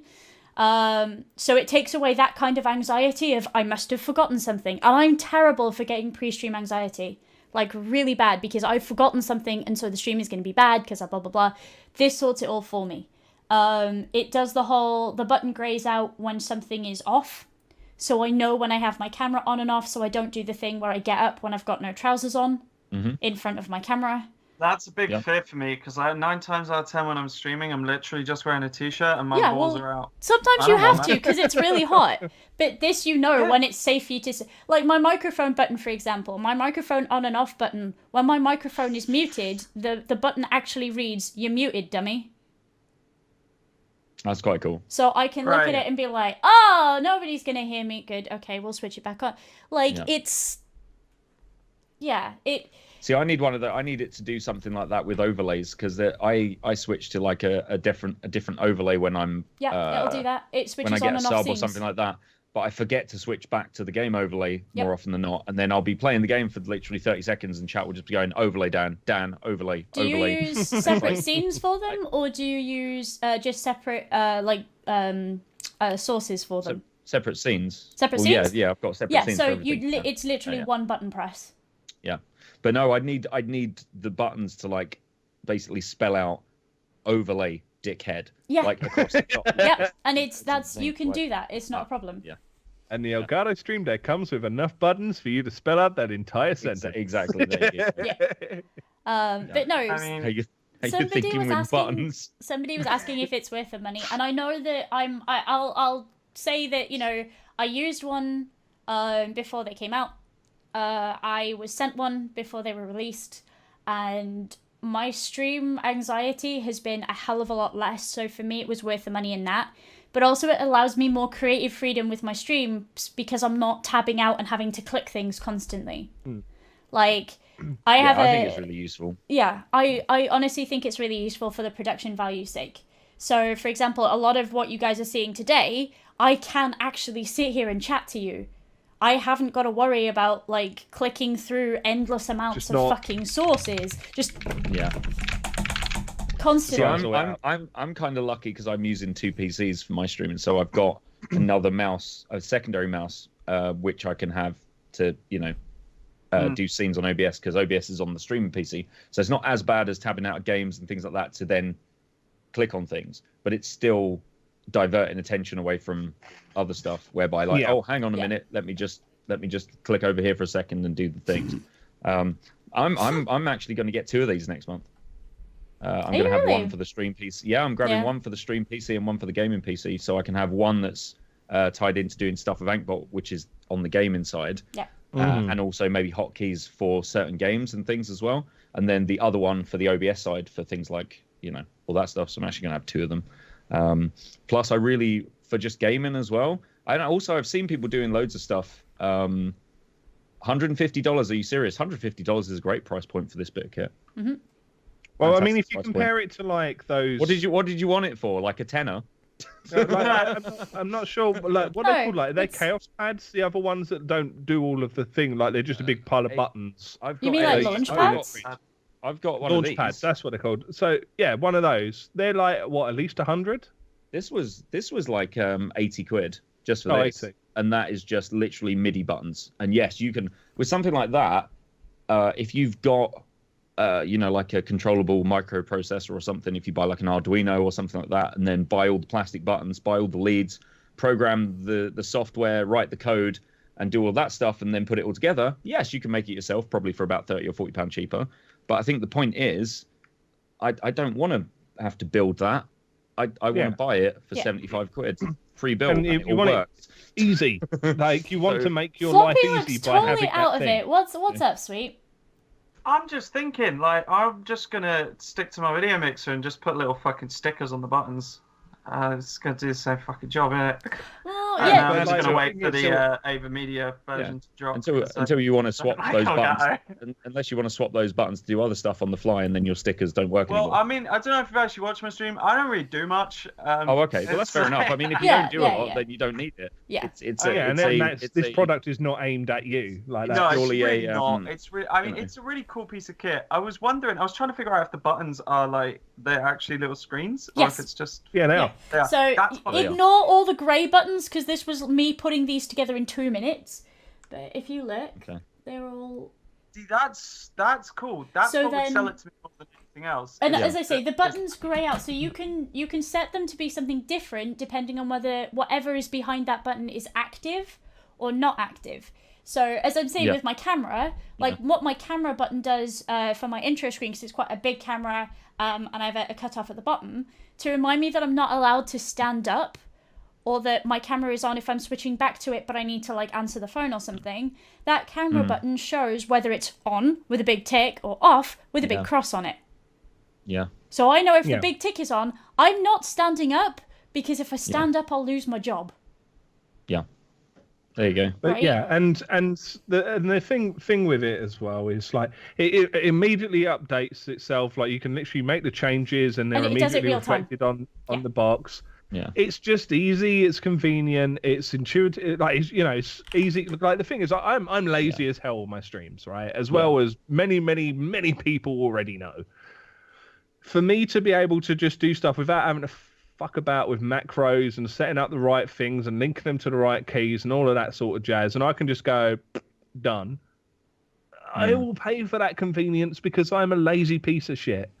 Like that's where I stand on it, and like it's not much more than a similar device that would allow you to do that sort of stuff. Like you're saying, like the thing you've got down is like 80 odd quid, and this is like 130. Yeah. So the difference is with this thing with the Stream Deck. So say I've got it in front of me. Say I'm streaming. Okay, so I've got a bunch of buttons set up on it for stuff to do with Ankbot. I've got a bunch of buttons set up for overlay changes, things like that. Okay, I finished my stream. Now I want to go and play some Elite Dangerous. Okay, I'm going to switch the Stream Deck to a profile that brings up all of the buttons for things that I don't already have mapped to my HOTAS, and stuff like Galaxy Map, things that I could use voice attack for, but I don't want to. So, and then I'm going to play Flight Simulator, and now I'm going to have another set of images on this thing set to things like flaps, gear up, parking brake, all the stuff like that. I can switch between all these profiles for games and for different scenarios. For music editing, I can set it to things like save my project, open a new project, shortcut keys like cut, copy, paste, things like that. You can set buttons for Photoshop, stuff for After Effects, stuff for video editing software.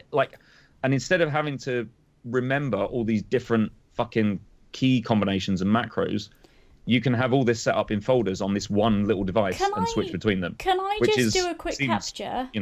Can I just do a quick capture and show some of chat? Because some of chat is asking like, how easy is it to set up?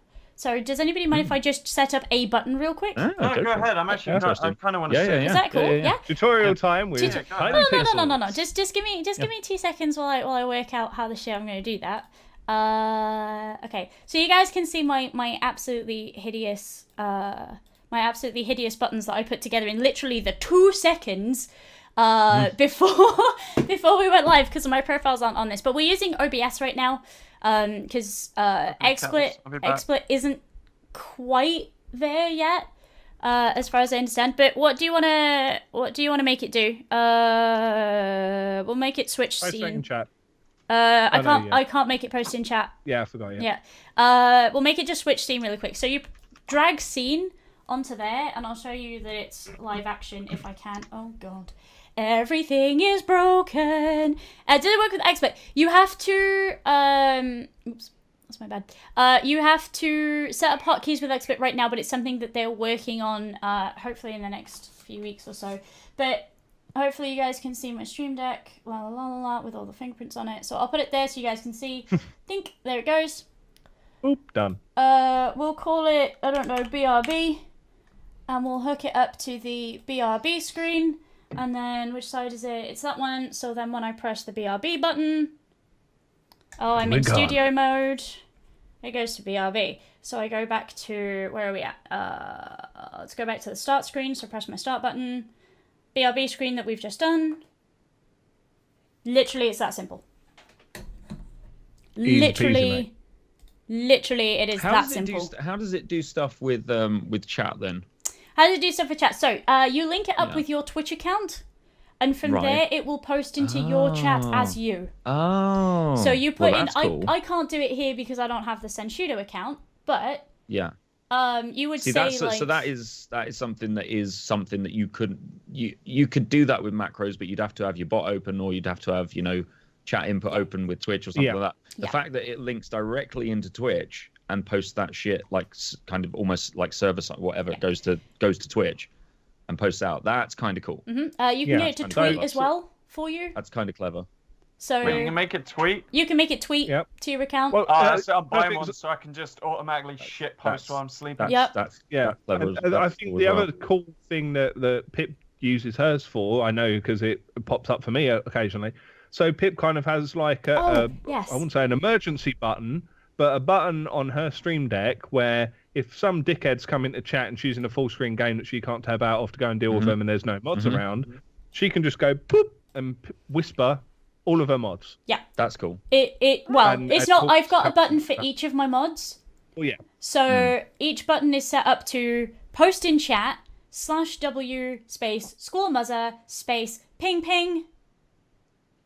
So I press that. The bat signal. I press that. It doesn't come up in chat, but Sam will get a whisper that says ping ping, so he knows that there's something going down in stream that I need his help for. And he can come into chat and be like, hello. Hello, what is wrong? Can you get it to work with Discord? You can get it to work with hotkeys. So if you have Discord open, you can press it, you can hotkey from there. It's a bit of feedback that I'm sending them, is that they ought to be speaking to Discord and getting it working with Discord. Definitely. You can integrate Ankbot into Discord now as well, though, so you can, I don't know if you can work around, do stuff like that, so you can make it super easy for them to do. Discord's got great support with their webhooks and stuff like that, so they could totally do it. It just needs to be done. That's what it is. The other thing that it can do is it'll open a file, right, or it'll open a program, so you can get it to open batch files, which means basically you can get it to do anything. So in theory, you could get it to work with Discord. It doesn't do it natively. You have to make it. It doesn't integrate into Discord directly. It's it's a matter of time. Really, still cool. There you go. Discord now. The other thing that it does is it supports multi-line stuff now. So where for the podcast, for example, you type in guest and it you can get Ankbot to do like a line and then a line and then a line and then a line. This. That's on its way, as in the next little bit. 17 minutes. Cool. So we good. So yeah, that's kind of what because I've watched Pip play around with one. I don't have one myself because I'm very sad and upset about this. And Elgato, if you're watching, hi. But it's just really easy. It's a real it just saves you farting about when learning extra bits and pieces to be able to make things do stuff and buying always something find, that's going to let you do that's nearly the same price anyway. I'd rather just have that. Yeah. I always find stuff like this to be quite a nice motivator. Like new tech, new equipment generally motivates me to come up with more creative ideas for the streams as well. Yeah. Because once I get this bit of kit, it will actually it'll trigger off and I'll go, oh, hang on, it does this. So I could do this. And that will actually I'll probably end up making more stuff, like more content with it. Just to utilize it to the best degree you can. Yeah. Speaking of flashy technology, E3's passes for the horrendous scrubby public have sold out, and I am like full normies mode about this because oh my god, it's going to be a shit fest having 15,000 tourists piddling about at a press event where industry people were supposed to be networking and going to meetings and doing interviews and stuff like that. And there's going to be some prick with a camera on a selfie stick walking into my shot every time. And I'm going to punch them and get arrested in LA and then not be able to get home, not be able to fly out there again. And that's not my fault. That's E3's fault. That'll make a good understand. Like, I get why they've done it, but I don't understand why anyone wants to do that. I love going to cons and I love going to America, but I will never ever go to E3. Because why would I want to go to an industry circle jerk? I get why you go. It's your fucking job. But why would you... You're not going to get to play anything. You're not going to get to do anything. You're not going to get to meet the people because they're going to be out back doing actual press stuff. They're not going to want to talk to Johnny125_69 from YouTube, are they? Yeah, no, exactly. They're going to go want Definitely to not talk with a to name someone like who works at IGN. That's possibly like the best username. If you changed his name to Johnny Does 69, then maybe you'd get some sort of attention. But I wonder if it's available on Twitch. I may have to switch up Senshudo for the Johnny _. Yeah, delete the VOD of this so that no one can grab that one. Grab it now before it goes. You can have that for free. Oh, good grief! Yeah. I've never engaged in a circle jerk at a convention yet. I love the inclusion of the word "yet." Not yet. Yeah. No. Maybe in the It's future. streamers and YouTubers who are going. That's what it is. It's not your average gamer. They aren't going to spend all the money. There's a lot of average people that are going for the E3 experience. When I was a little girl, I was desperate to go to E3. Absolutely desperate, because that's where, when you had made it in gaming, that's where you went to find out all the latest things, right, was E3. And when I was a little girl, I am listening. I need another tea bag. That's fine. I was desperate to go to E3, right?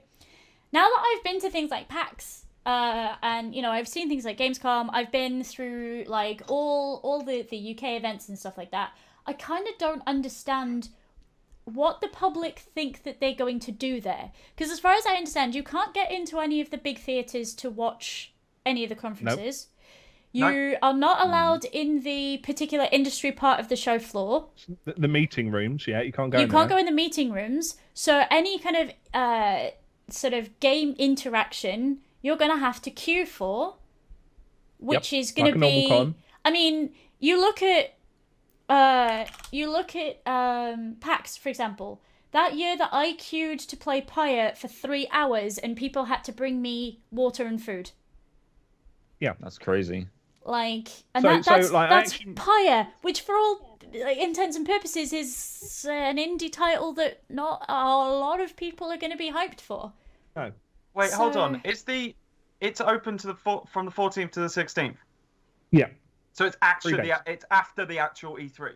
No, it's the 3 days. Oh no! This is the 2016 video that's playing. Oh, okay. They don't have one for this year yet. I did try. I tried. They're terrible. I would imagine that a lot of people that go that aren't industry, that are just fans of video games and video game culture and stuff like that, a majority of them will probably just be wandering around trying to get selfies with people like Jacksepticeye and they'll be trying to spot YouTubers that they know and grab them for like a photo. That's more or less why a lot of people go to conventions and things like that, because they just want to see the people that they know and just say hi to them. So I actually drew like a map. Well, I took their map of like the halls from a previous year and stuck it up on Twitter a while ago of like stuff that's going to be cool. So they've got 2 main halls of like roughly the same size, One hall is going to have cool stuff that people give a shit about because they're like the big Sony booth, the big Xbox booth, and whatever else. And they're all open. You know, you can just walk up to whatever console or PC that's there and just play on whatever's there and whatever else. The other hall is just full of nothing that anyone will care about. I have 2 booths that people actually give a shit about from big publishers, and then the rest is like niche tech and small meeting rooms and stuff like that. It was just stuff that people do not give a toss about if they're just a general gaming public. The entire upstairs is just not open to them whatsoever. There's like an extra floor upstairs just full of meeting rooms and closed door theatres and stuff like that, completely closed off to the public. And then there's like an extra concourse area that has some more meeting rooms in, which again is going to be completely closed off to the public. So they're being sold the E3 experience, but the E3 experience is going as press or industry. If you are not going as that, you're not going to enjoy it. For sure. Like E3 is it's work. like going to work. Well, I mean, that's what PAX was. PAX East was work. Like more so than any convention or experience that I've ever been to do with gaming or Twitch or whatever. PAX was purely just let's walk around and talk to companies and devs. Yeah. That was my plan going to PAX, and then I just ended up drinking a lot, just wandering around hungover, which is all. That's the thing. I know it's a completely different subject, but yeah, that is. It depends what mentality you have going to certain events. TwitchCon was massively social. To hang out with my friends. That's the only reason I go. See, PAX. But it depends It depends. Yeah, it's all down to your perception of Twitch and as a content creator where you want to be going and what you want to be doing. So it's like if you want to do the networking stuff with the companies and try and push forward that way, then the opportunity is there. If you just want to chill out and hang out with your friends and stuff, that's cool. It's it's a do what you want to do sort of scenario, isn't it? But some of these events are definitely more geared towards like E3. If I went to E3, if I had the money and I had the capacity to go, it would be basically a 100% business trip. Yeah, and it is. So every year that I go, it is. Yeah. And the thing is, for like all these people that have paid to go as a member of the public, and may well be up and coming content creators that they want to go and start making contact. They won't meet anyone that they can make contacts with. No, they're the right sort of people. It seems to me just PR contact on it, and that'll be it, and they could get that from the website. Just seems like an extra way of. It just seems like a way of just making a bit of extra revenue. Oh yeah, that's absolutely E3's been making less and less money every year because the prices for booths there is absolutely fucking extortionate. And they give out a lot of passes, don't they? Media part, like they give away a lot of. So the way that works out, each booth per X amount of square feet, they get a pass for like staff basically to come and man their booth. Yep. So they always get way more than they need. And in previous years, they've always given them out to fans of their products or whoever else. And that's kind of added to the mess on the show floor a little bit as it was. But this is just like whole new levels. Just whole new levels. But like the funny thing is that as a gamer and as a fan of video games and someone that like plays a lot of games, like I guess arguably for a living, I don't even get that excited about seeing stuff as soon as it's like do you know what I mean? It's really weird. When I was a kid, I was like, oh, I can't wait to see the new screenshots of this, or I can't wait to see the new video gameplay of this. Nowadays, I'm just like, okay, this is coming out, cool. When it comes out, I'm going to play it and enjoy it. But I don't do the whole hype up. I think that's more just fucking age. Like you've got a lot more going on now. Yeah. When you're a kid, it's like all I got is video games in school. Now it's like you got a whole bunch of other stuff to keep me occupied. So. Well, I don't know. That's not quite the same. I mean, mostly for me, it's just like all it is video games and sleeping and eating. But The other thing you have to remember though is that the release schedule has widened out somewhat. We've got more than when we were kids coming out because of the indie scene, because of people like Sony and Microsoft, supporting the indie scene where the AA scene kind of fell. So it's kind of it's difficult, and I feel like E3 has just become this hype event where we see it's hard to get excited over. It's very difficult to get excited over pre-rendered stuff that doesn't tell us anything. And usually the pre-render is of the 6th game in a series that's been going on for like the last 10 years anyway. So it's like I can't possibly be excited about going to see footage for a new Assassin's Creed game. No. I'll watch it because I like taking the piss out of stuff. Yeah. That's pretty much the only reason I watch E3 now is for the fucking memes. I mean, tech is interesting. I'm interested in actual tech, physical tech. That's cool because generally you get shown stuff that you don't know about previously.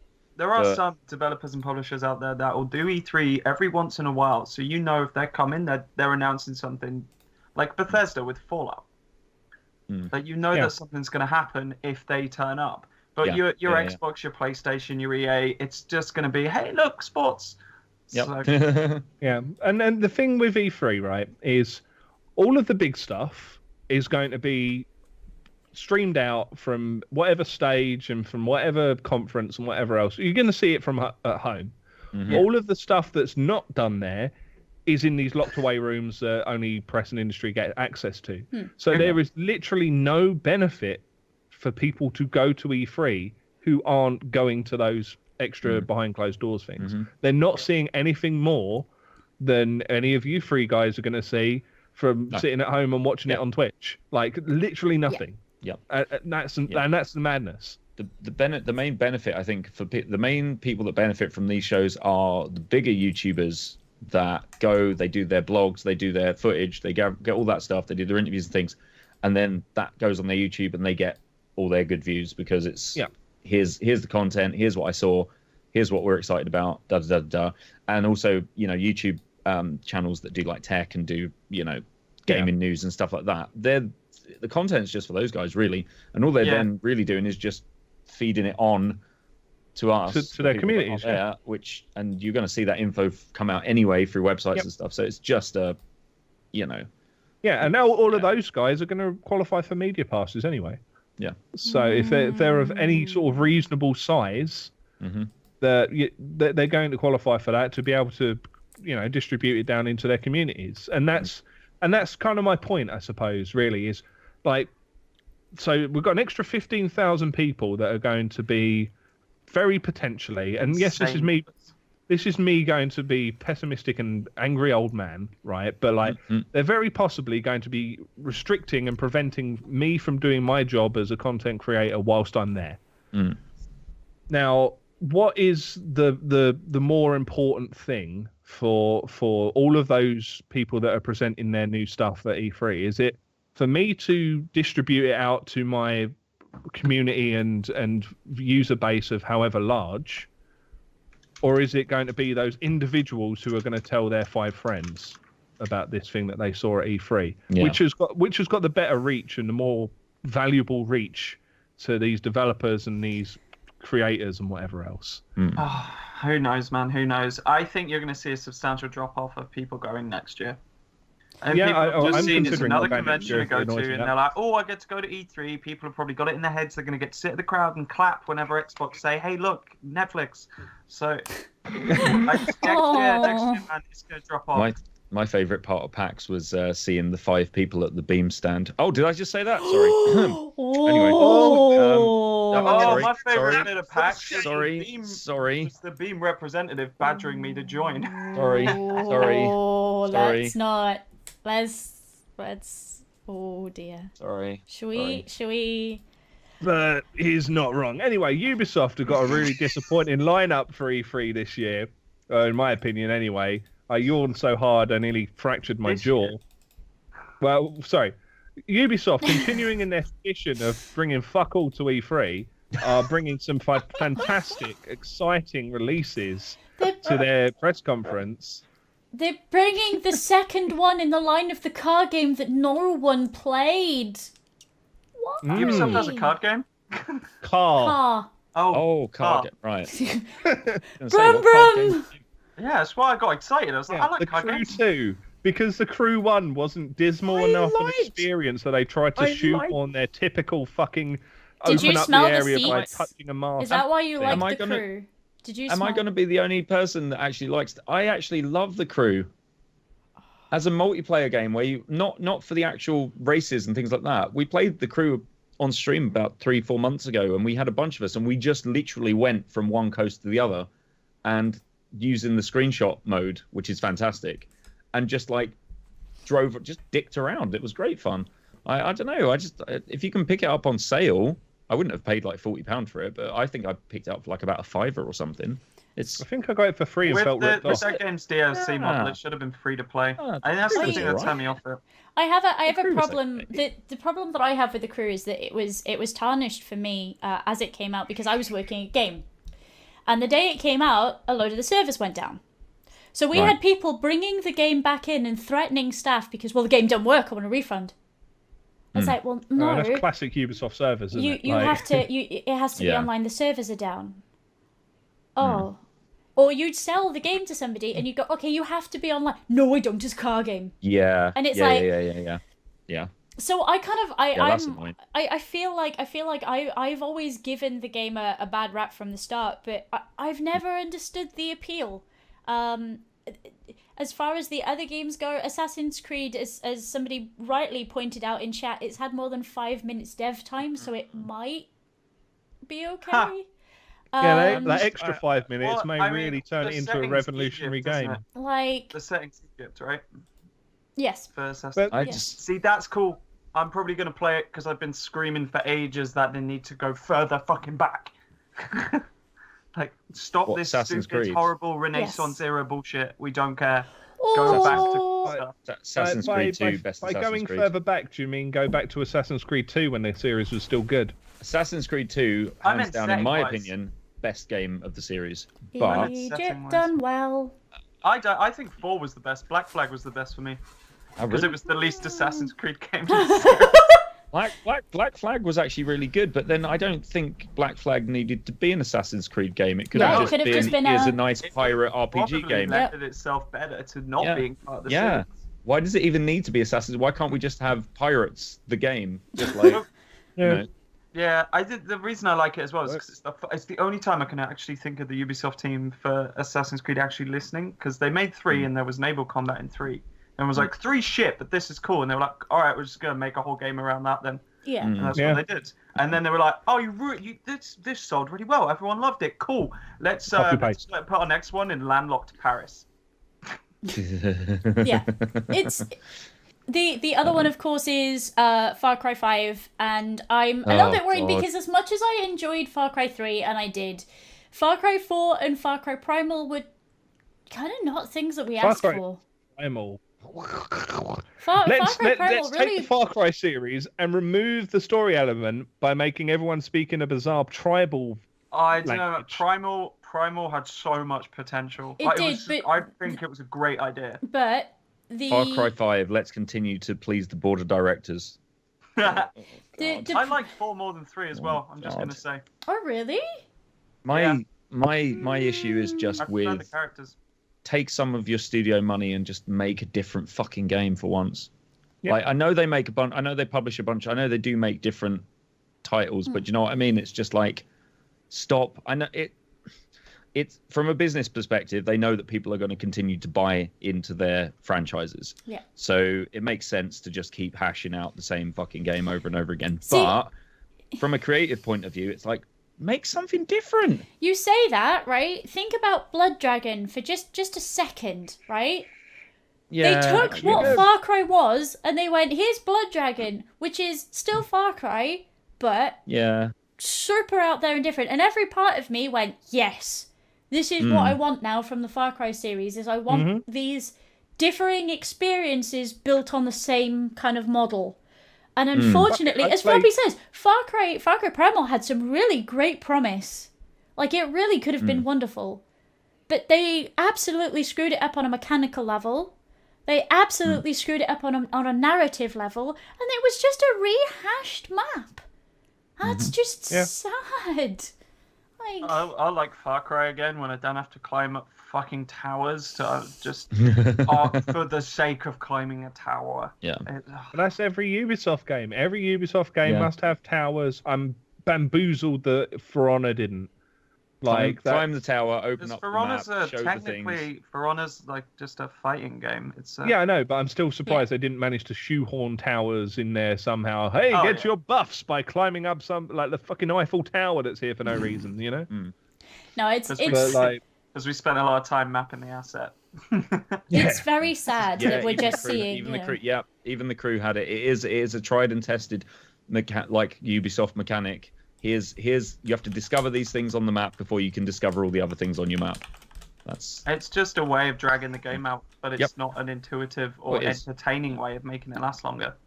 So Dassarin corrected me. Apparently, For Honor did have a tower that you can climb in it. Yeah, it did, but it was part of the map was in a castle, so you climbed up the wall. But still, different. It was different. But no, I think it's sad that they've just announced flat out what we're having, and it's not anything that it's not anything that captures my imagination. And I think on a base level, that's what games should do for me. Yeah, I mean, an Assassin's Creed game based in Egypt is kind of cool. That is cool. The setting wise, that interests me, but it's really annoying because any time a big game dev comes out with like the 5th, 6th, 7th game in a series, just turns me off instantly. The fact that it's now a new just the words "a new Assassin's Creed game" triggers me a little bit and makes me not want to investigate the game purely because it's another Assassin's Creed game, which is a little unfair. I completely agree, although I'm going to give this one the benefit of the doubt because they took a year off for extra development time and they've gone completely fucking different with the setting. Yeah. So I mean, it could be really cool. I mean, I'm more interested in this one than I have been. If they throw mummies into it, and it's fucking sold. There you go. Sure. If Imhotep's in there, then I am just going to be. Mate, if they get to defeat mummies, Scooby-Doo style, by removing the bandages Scorpion and making King, them spin like a top. Fuck yeah. Yeah. Stick all that in there. He's going to be Moses. And then, oh my god. And then you've got South Park Fractured But Whole, which is actually probably going to be all right. Oh, you mean the game that was supposed to come out last year? Yeah, but it's a different. From what I understand, it's a different studio. It's a different engine. It's a different. Oh really? It's they've entirely gone back. They looked at this game that was good. It needed a little bit of work, but it was enjoyable. For what it was, and they went, "Nah, scared of that," and start again. Okay. So you'll excuse me if I'm a bit. Funny. Yeah. I will take fart jokes any day of the week, and that'll probably have more fart jokes. Happy days, I'll buy it. That's all it is. Oh my goodness. Right. So. All right. So we're running like a little long. It must be said. So just a little bit. I did say that we were going to mention it. So I'm going to very, very, very quickly mention this. Okay, let me find a picture of them real quick. Yeah. So we talked about rabbits earlier on in the podcast, right? And bacon. So Second Life, the really bizarre. I'm going to pretend to be a big-breasted lady on the internet when I'm actually a 12-year-old boy. Is that still a thing? Apparently so. I think it is. They have pet rabbits in the game, and the company that supplied the pet rabbits for the game, because apparently that's a thing, they've had to delete their database of all these information about these rabbits. No, it's not. Right? It's the food for the rabbits. It's the food for the rabbits has run out. They can't renew the food for the rabbits. No, they had to delete a database about all of these rabbits and how much food that they can have and all this sort of toss because of a legal dispute. So today, all of like thousands and thousands of these imaginary rabbits are going to starve to death because they can no longer call a server to find out if they've got food. Isn't that a sad moment? Moment of silence for the Second Life rabbits. I think what's more sad is the people who give a fucking damn. Like that's what are they going to do? That's with a the sad rabbits? existence that they you the rabbits are going into hibernation. They're going to be sent to a farm. Right? So you can't visit them, but they are there and they're fine. That's all we know. So I think they actually did use the term going into hibernation, which is the best thing. Starving to death is not hibernation. Well, hibernation requires food. You don't know how to rap in Parappa the Rapper. You end up going into hibernation.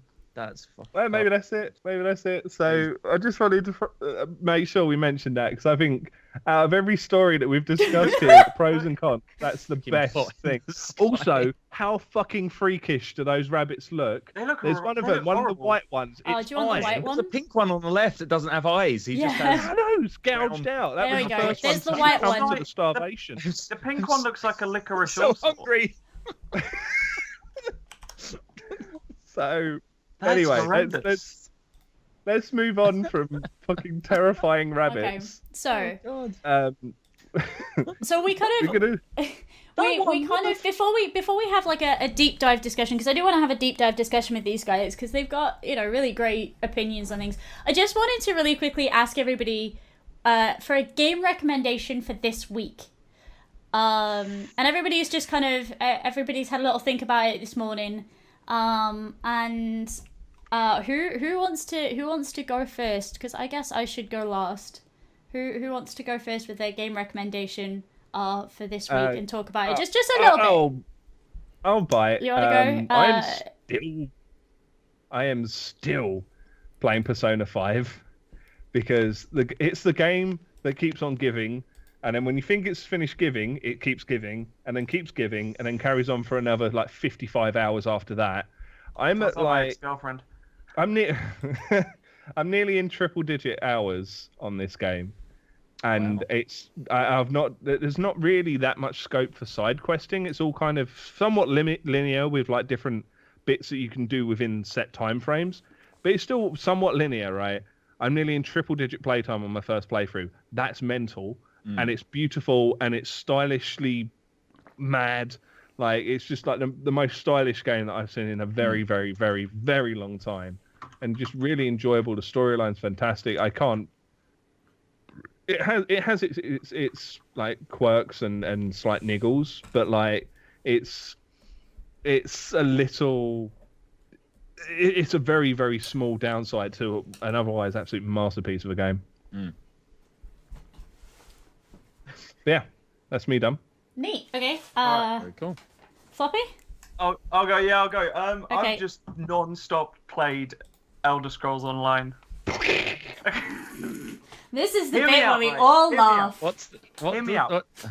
Right, I had an MMO itch. I had such an MMO itch, but I didn't want to drop a sub on an MMO.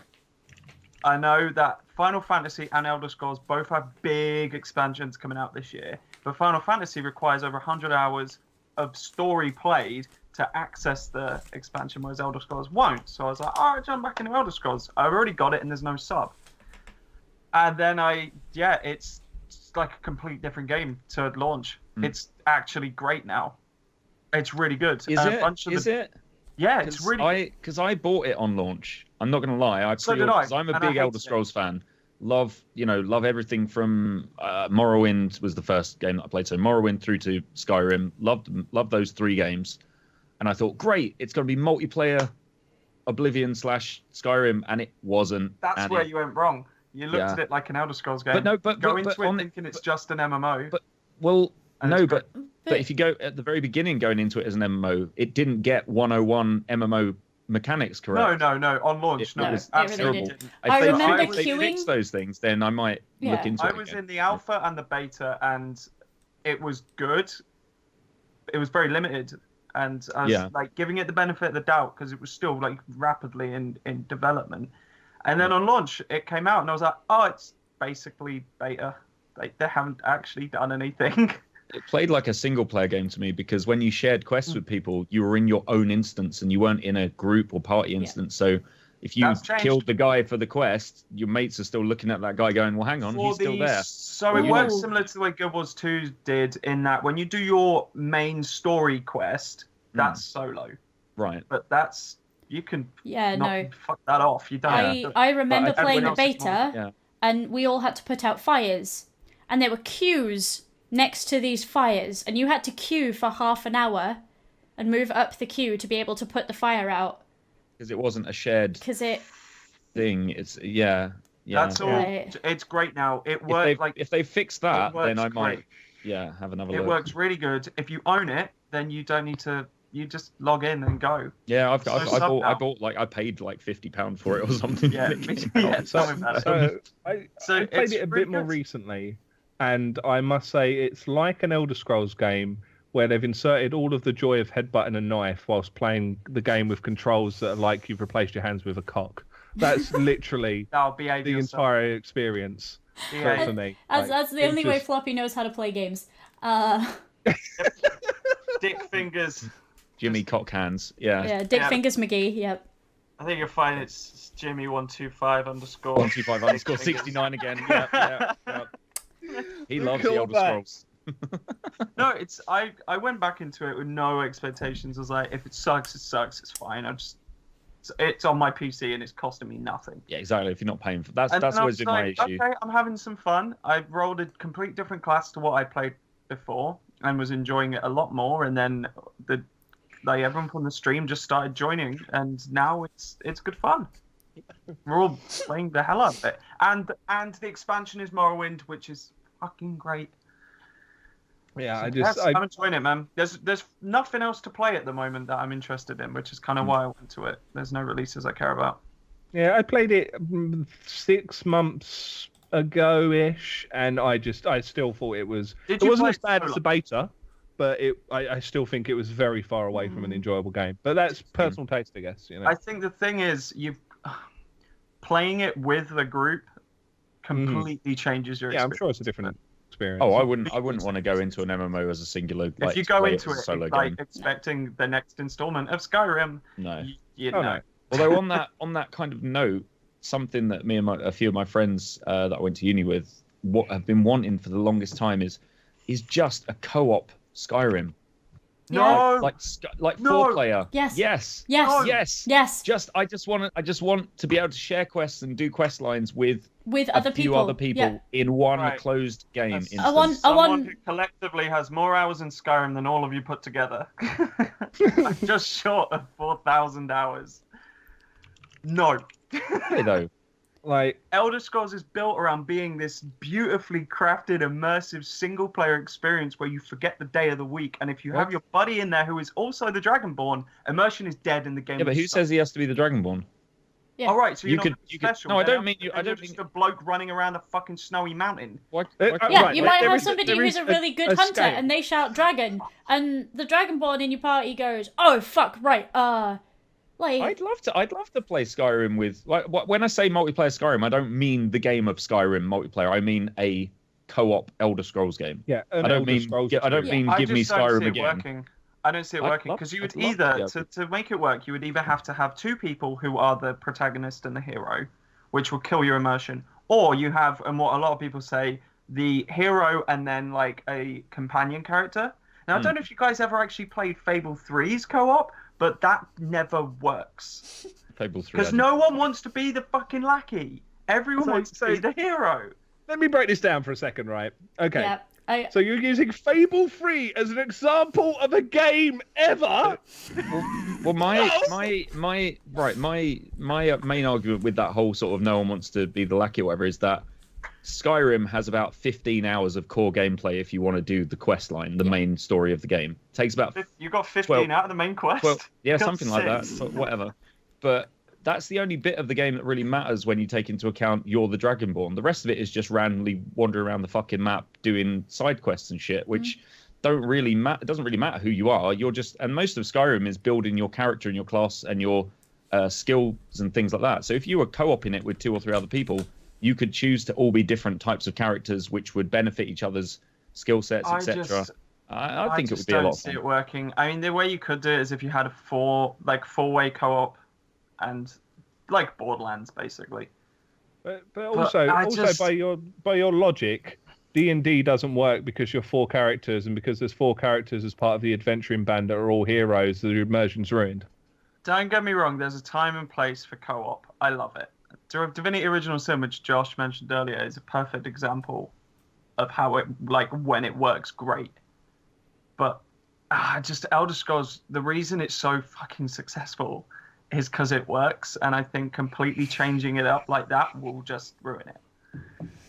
Okay. But what the fuck do I know with my All right. false- Well, No. we've lingered on your poor choices long enough. Oh, I mean, Yeah. no, well, it's nothing. It's nothing to do with the amount of hours you've got in the game. It's to do with your personal preference and opinion, isn't it? Yeah, It's whether you have, because I thought I wanted it for the longest time, and yeah, but FYI, there is a co-op mod in for Skyrim which you can install. Yeah.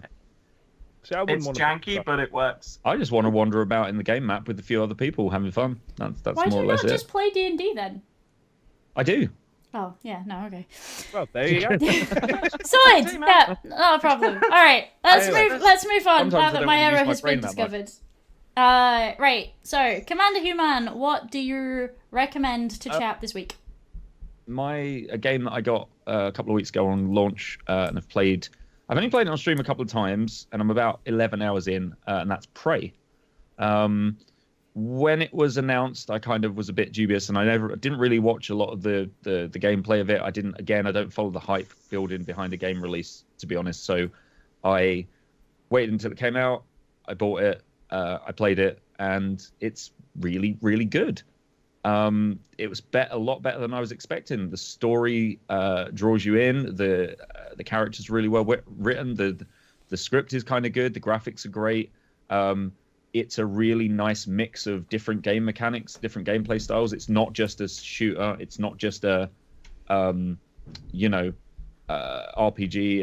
It's got, you can play it kind of like, it's developed by the same people that made Dishonored. So it has all these different elements of, if you want to be a little bit more stealthy, you can. If you want to go balls to the wall. But the thing that I like about it is it's a really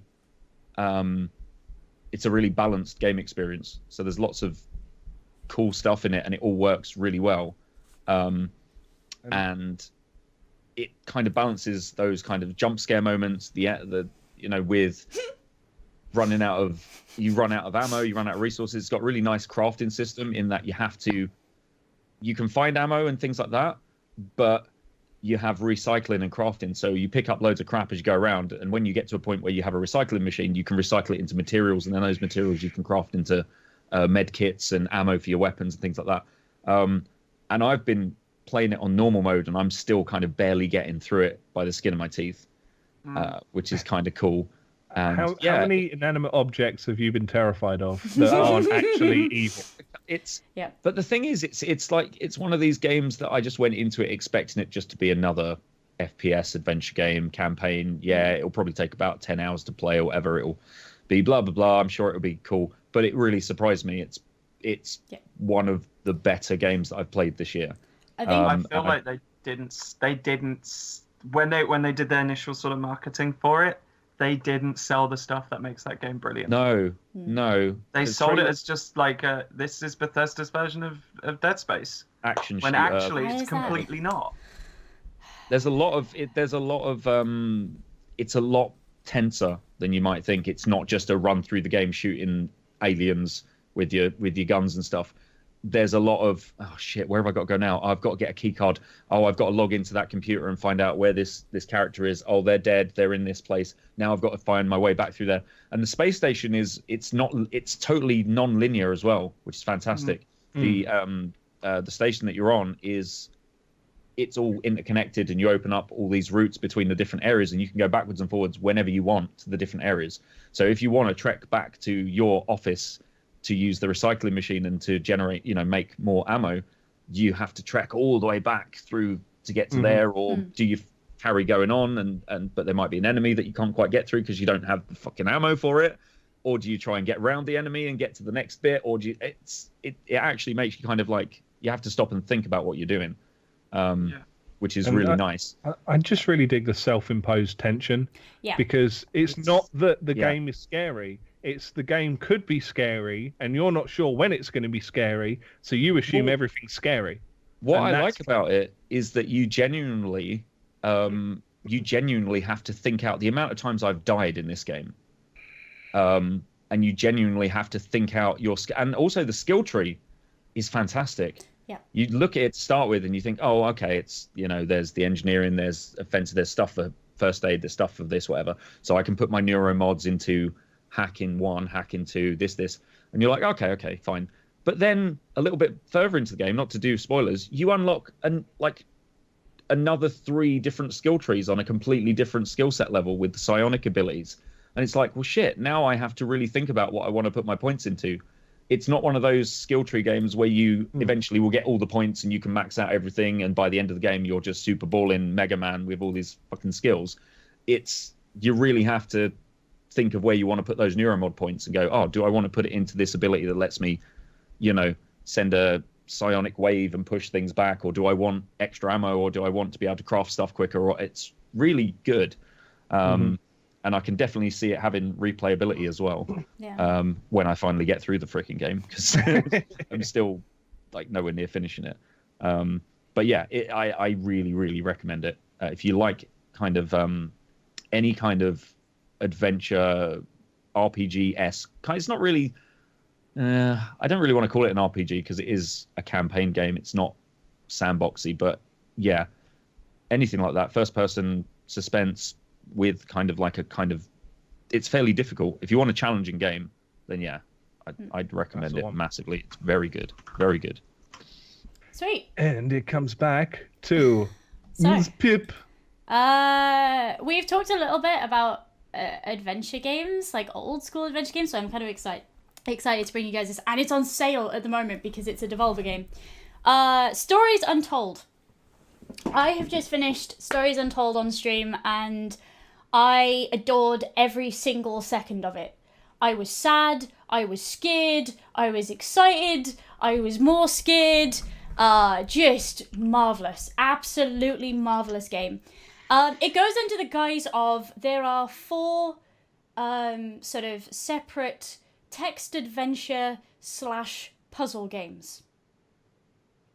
And it's just a boxed version of these text adventure games. What it actually is mind-numbing, like, puzzly, like, thriller, kind of, just weirdness that is very, Stranger Things. Yeah, it's in that. Isn't there like someone from the Stranger Things team that's involved somehow? I think so. Design-wise, yes, I think so. It's wonderful. You start off playing just a text adventure game, look around, unlock door, and it very rapidly becomes a horror game that my heart was in my mouth.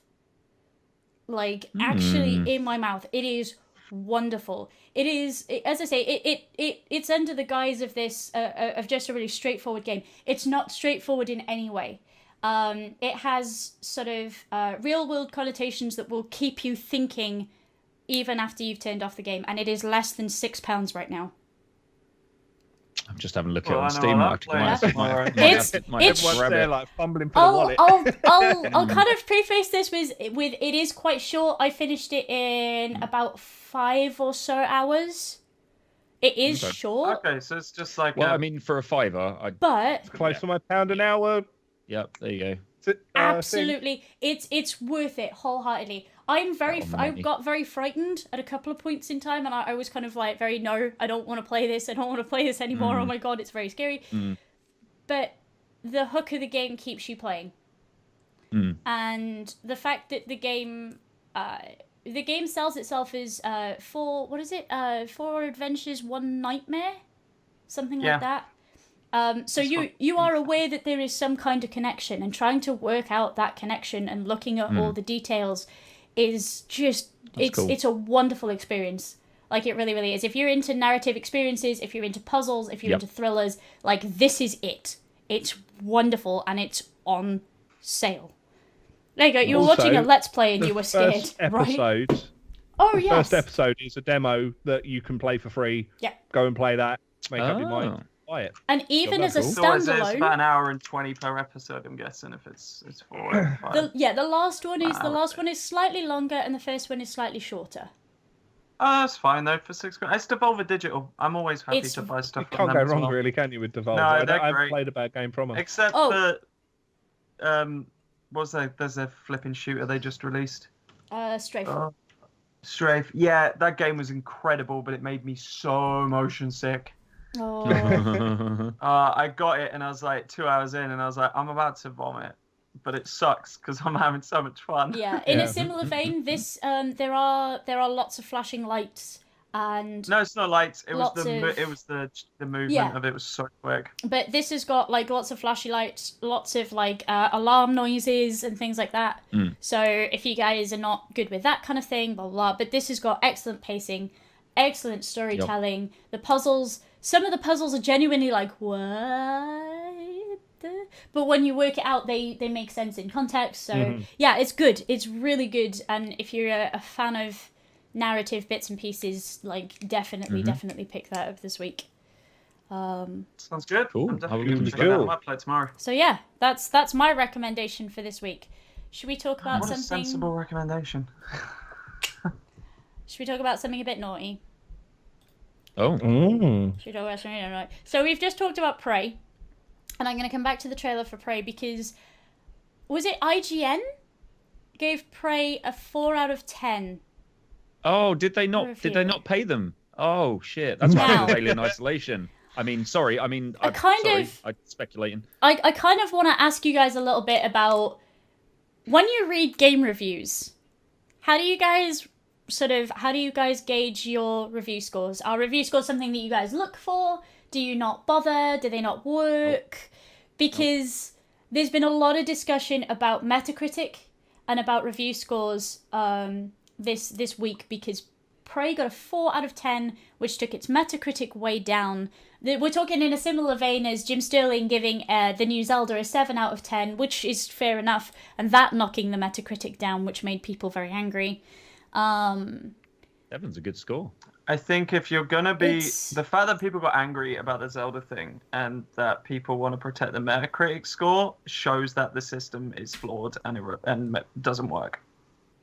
Because if people are trying to protect a score by giving it this, we're going to give it an 8 because we don't want it to drop. It's like, well, then then already the review, it makes no sense. I don't read trust game scores. Reviews. No. I have a select group of YouTubers that review games, like Jim Sterling and Total Biscuit, just to name 2, and I'll watch their critique of it, and that'll be whether I buy it or not. Obviously, if it's something I'm crazy interested in and it's from a developer or it's part of a series that I already love, then I'm not going to bother because I know I'm going to pick it up anyway. But I'll just, because I'm not so much interested in whether they enjoyed it as a game because that's completely arbitrary. It varies person to person and makes no sense. I'm more interested in whether the game functions well, whether it's optimized, and how it technically is. Yeah, you can call out things like mechanics and broken broken parts of mechanics. That's something that is totally objective. It's like, this bit doesn't work very well. This doesn't work very well, which adds up to my opinion being this. I don't look at, if you're talking about stuff like IGN and places like that, those guys can go fuck themselves. I don't check out their not, I don't see them being an unbiased source of information, to be totally honest with you. But they've lost all credibility over time based on various bits anyway. I don't want to, this may or may not be true, but I heard on good authority from a friend that worked for Creative Assembly, the guys that worked on Alien Isolation, that the reason that Alien Isolation got a really shitty score on IGN is because they didn't want to pay IGN for their review score. Well, there you go. The systems. And 6 out of 10 on Alien Isolation, which was a very good fucking game. Worthy of more than a 6. It's, because we're not going to pay you your, whatevers. I think... that may or may not be true. I mean, obviously don't take my word for that because, I don't want to get done for slander or whatever it's called. But I heard, that's what I heard. No idea if it's true or not. If it's true, it's not cool. I mean, I'll go on record just saying that from the amount of shit that I have seen, I'm absolutely to my very core certain that IGN takes money for reviews. How's about that? Straight up. I'm certain. It's very difficult though because you hear so John Bain, Total Biscuit, has had a lot to say about review scores. Obviously, with this whole sort of 4 out of 10 for a rare bug in Prey thing. And he was saying, look, why don't you just drop scores altogether because we don't need them? And a particular outlet was frightened that if they dropped review scores, their audience would go elsewhere. And my question is, how do you put up an article and not have the faith that your audience reads it? Why bother putting the article up in the first place? See, why not just put up a score? Well, I like to think that, you know... When it comes to scores, I actually, back in the... I don't know if any companies, any websites really do this, because, again, I don't look at reviews on websites. Back in the day when it was magazines, and that was, you know, when I was playing Mega Drive and stuff like that, and you didn't have websites because they didn't exist, really, they used to break down... They break it down to... In the Mega Drive magazines, it would be graphics, sound, longevity, what was it, like replayability or something, or game. It would be broken down to about 6 different categories, and they'd give like even that is a little bit more useful, because they would say, great graphics, great sound. You can't replay it. The bit you care about. If what you care about is, am I going to get my money's worth with the longevity of this game? Oh, it got an 8 out of 10, but everything else is a 6. Yeah. Well, that means it's average, but I'm definitely going to get my money's worth, so that's good for me. Yeah.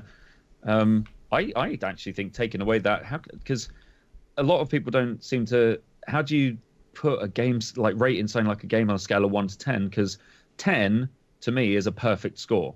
It is. 10 out of 10 is 100%. There is nothing wrong with that game. It is a perfect game that you will love, which is bullshit, because not everyone's going to love it, even if you give it a 10 out of 10. Because again, it's down to like it's your whether you like it or not. That's the problem. You go look at a critic for a film, or this is why I don't look at critics for films, for TV shows, anything like that, because who's to say the guy that's writing that likes the shit that I like? Exactly. You know, I can find plenty of reviews that say The Lord of the Rings is the worst film of all time. Yeah, I love it. So, and then it's the same with games. One man's, you know, whatever. It's, I think scores are fully giving it a number is. I mean, speaking as a dickhead that writes reviews and puts scores on them for a website, like the reason that we do things the way that we do, right, is I have an opinion about this game. And I try to be as objective as I humanly can about this game. And we try to give, like, you know, I like RPGs, so I will try to review the RPGs. I fucking hate football games, so someone else will review the football games, because I have no interest in them. I've got no experience of them. I can't speak from a position of experience. But then, and this is like pure shill mode, but who cares? It's a fucking show. So, like, at the end of all of our reviews, we break it down to its story, graphics, and something else that's equally good, and then an overall score. That's how well I know my system, right? So we break it down into a few elements plus the overall score, and then underneath that, we have a link to Twitch streamers who are streaming that game right now, because we might have missed something in our article. You want to know how this gun handles, and I've not even touched it. You might want someone else's second opinion on it. You might want to see the game. You might want to do any number of things that I've not covered. So you need those second options. So, of course, I'm going to direct you through to those second options. It makes sense to do so. This is where I like Twitch as a review, as a way to find out whether a game is good or not. A lot of people that I know from stream will have said, oh, so-and-so game's coming out. I'm not going to buy it. I'll just wait for you to get it down. You can play it, and I'll decide after like half an hour of gameplay whether it looks like the sort of thing I'm interested in or not. Because you actually get an on-the-spot live feedback of, oh, that's shit. Why did they do that in the game? Or, oh, well, that's cool. This is really awesome, you know. And you can see someone actually responding to it. And as long as you're not, you know, being paid to say good things about a game, then generally it's an honest opinion. If I buy a game that I'm excited about and it turns out to be crap, I will say it categorically on stream. Well, this is a bit shit. This is not what I expected. Definitely. You know, I'll play it so you don't have to waste your money on it. So it's like and that brings value to your brand as well, because you're known as being someone that's transparent with your opinions, and you're honest with your scores, and people value you as a content creator because of that. Yeah. Oh god, yeah. I definitely don't. And how quickly can you pick up when someone's being fake about the gameplay or they're playing again? Oh, this is really wonderful! There's only one game that I played where I toned down. I didn't tone it down, but I was being nice rather than being blunt, and that was because the dev was actually in the stream. So I that's didn't want to. always really I didn't awkward. want to. It really I didn't is, want yeah. to straight out say, well, this is not that great. I sort of was more or less just saying positive. I was like, oh, I the had graphics some really really nice, the awkward engine's really nice, experiences around game's that. really optimized, seems really, but the actual content was a bit meh. And while the devs were in, I was just like, well, it's not my thing. I don't think this game is particularly great, but I'm not going to say that because you're working hard to try and, there might only be 2 of you doing 15-hour days or whatever, trying to code this game and put it together, and GG for trying. But yeah, that's a bit awkward because you don't want to straight up But you don't, but odd one. Yeah. But talking about Twitch, right? Blacklisted by Ubisoft because of that. Oh god. But no, talking about Twitch as a sort of almost a reviewing platform, and to pick up on something that Sosig is saying in chat. Sosig. Sorry, Sosig. My bad. I'm so sorry. I was being posh. I was saying Sosig. Sosig. Right. So, it's because Selsig is a Welsh word. It's because the undercover Welshman. I love it. No. Selsig is the Welsh word for sausage. So every part of me read it as that. No, it's from the Gordon Ramsay meme. Oh, sweet. Anyway. Okay. So anyway, like if I see that something has a rating of like I don't know, like 3% on some website somewhere, I might be actually more inclined to go to some of the streamers I like, who I know have played it / watched it or whatever, and go, what did you think about it? Because nameless people giving me a number or giving me a percentage doesn't matter. It doesn't mean anything to me, and it's why I like the paper part of reviews, because then I know where that score has come from, right? I know, and whereas if I go to I don't know, say a Floppy stream, and I'm like, hey, like you're doing, you're playing this, or I know you've played this, so and so says it's shit. Is it actually shit? And that he says, actually, do you know, it's not bad for the price, or like it's okay. I'm more likely to pick it up then. It's Like, that. It's that recommendation factor, and I think a paper part of a review can give you that to some extent. And it's why it's important that we keep that and not just a score. And in fact, we could just get away with the score, because we would get to know which people give us the best the best outcome based on what they think. The most accurate. Yeah, the most accurate tastes. representation of our taste, sort of in paper form. I'd rather have an actual percentile score than a straight up out of 10, because at least that way you get a lot of intermediate kind of scores. Is it a 6? Is it 7? Well, no, it's a 67. It's a 63%. It's a 60. I know it's a little bit. But I would say, like, going beyond half points, it's very, like, what's the difference between 61 and 62? Like, I think half points, but like percent, I think going to 100 is a bit. They used to do that again. They used to do that in magazines and stuff. A game would get like a 78. It's not quite 80%. But then I think that's quite personal, though, isn't it? 100 point scale rating. I used to quite like that, because like 1 to 10, it's very. If you hit anything below a 7, automatically you're like, it's probably not great.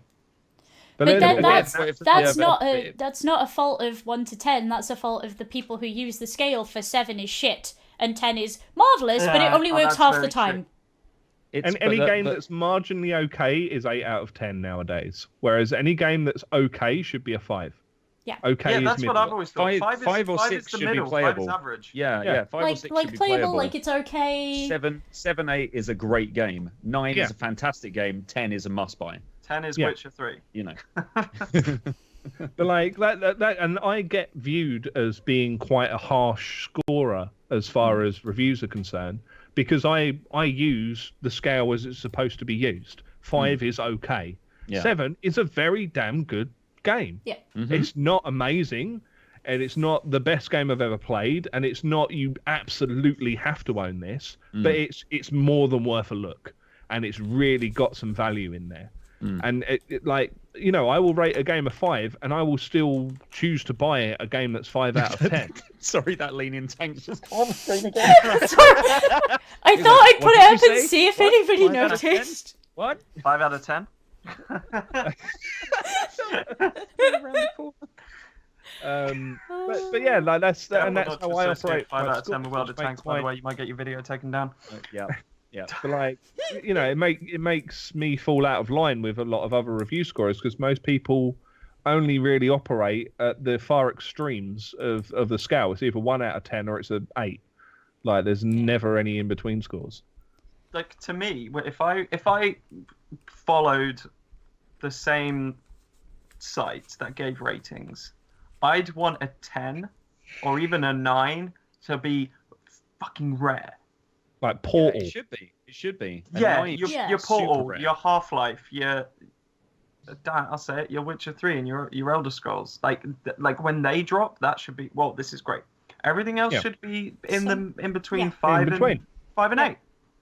Mm. It's good, cool. You're going to enjoy playing it, but you're not going to look back on it in 10 years' time going, "Oh, that's so good." Yeah, exactly. Yeah. But yeah, I think we've that's pretty good. beat the dead horse of shit score reviews enough. So our last thing, and I desperately want to make this a thing, so I kind of need you guys to get on board with me a little bit. The last thing to do is to name the episode. So why was this episode a 6 out of 10? And if it isn't, if you guys don't say segues, I am going to cut you. No, I want damn good work in here. I would like this episode was 6, and it's a complete piss take of what we've just been talking about, but I love it. 6 out of 10. Peeping tanks. Leaning tank. Got Right, leaning tank. Leaning tanks. Yeah. Leaning tanks is definitely 6 out of 10. Tanks a lot for the podcast. Oh, good grief. So yeah, why was I want chat's involvement. Why was today's Thanks for the stream. Because why was today's podcast 6 out of 10? And then we can all go back to bed. I'm not going to bed. What are you chatting? That's I play Elder Scrolls. The Elder Scrolls Online, the best MMO ever. Where is it? 6 out of 10 floppy shit opinions. Amazing. We agreed on most stuff, Sam. Thanks for the tank 6 god. out of 10 floppy's last episode. I'm watching the stream right now. I'm waiting for the bit again to come up with the tank just around the corner. Let me restart it because it's near the. No. It already didn't it already restart. I'm pretty sure it's already gone from the. I think Yeah, it already did it. I'm just waiting to see this. It needs to be clipped and gift. Oh, there's some good ones. Oh no! On segues. Oh, maybe it didn't. Oh, never mind. Like, this trailer just goes to show how badly made this game is. Like, there's so much clipping. 10, nice knowing you, FloppyQuill. There we go. I did it for you. It's like right at the beginning. I've sorted it for you. Oh, okay. So wait for it to go back, and then it'll come back up, and you'll get. I love it. I love it so much. There we go. I need a Today's gift for podcast that was in a my 6 out of 10 because leaning tanks. I think. Yeah. Just. Oh, Jesus fucking! I love it. It's great. I Hello. It's just like. need a gift. Oh my god. It just adds personality to an inanimate object where it's animate, but it gives the tank its own little. It's like Wall-E, the super fucking violent version. It's just amazing. If Wally had like a head cannon, Wall-E had a freaking 500mm gun. Just like great. Oh my god. All right, so FloppyQuill, where can we find you and what are you doing this week? You just on the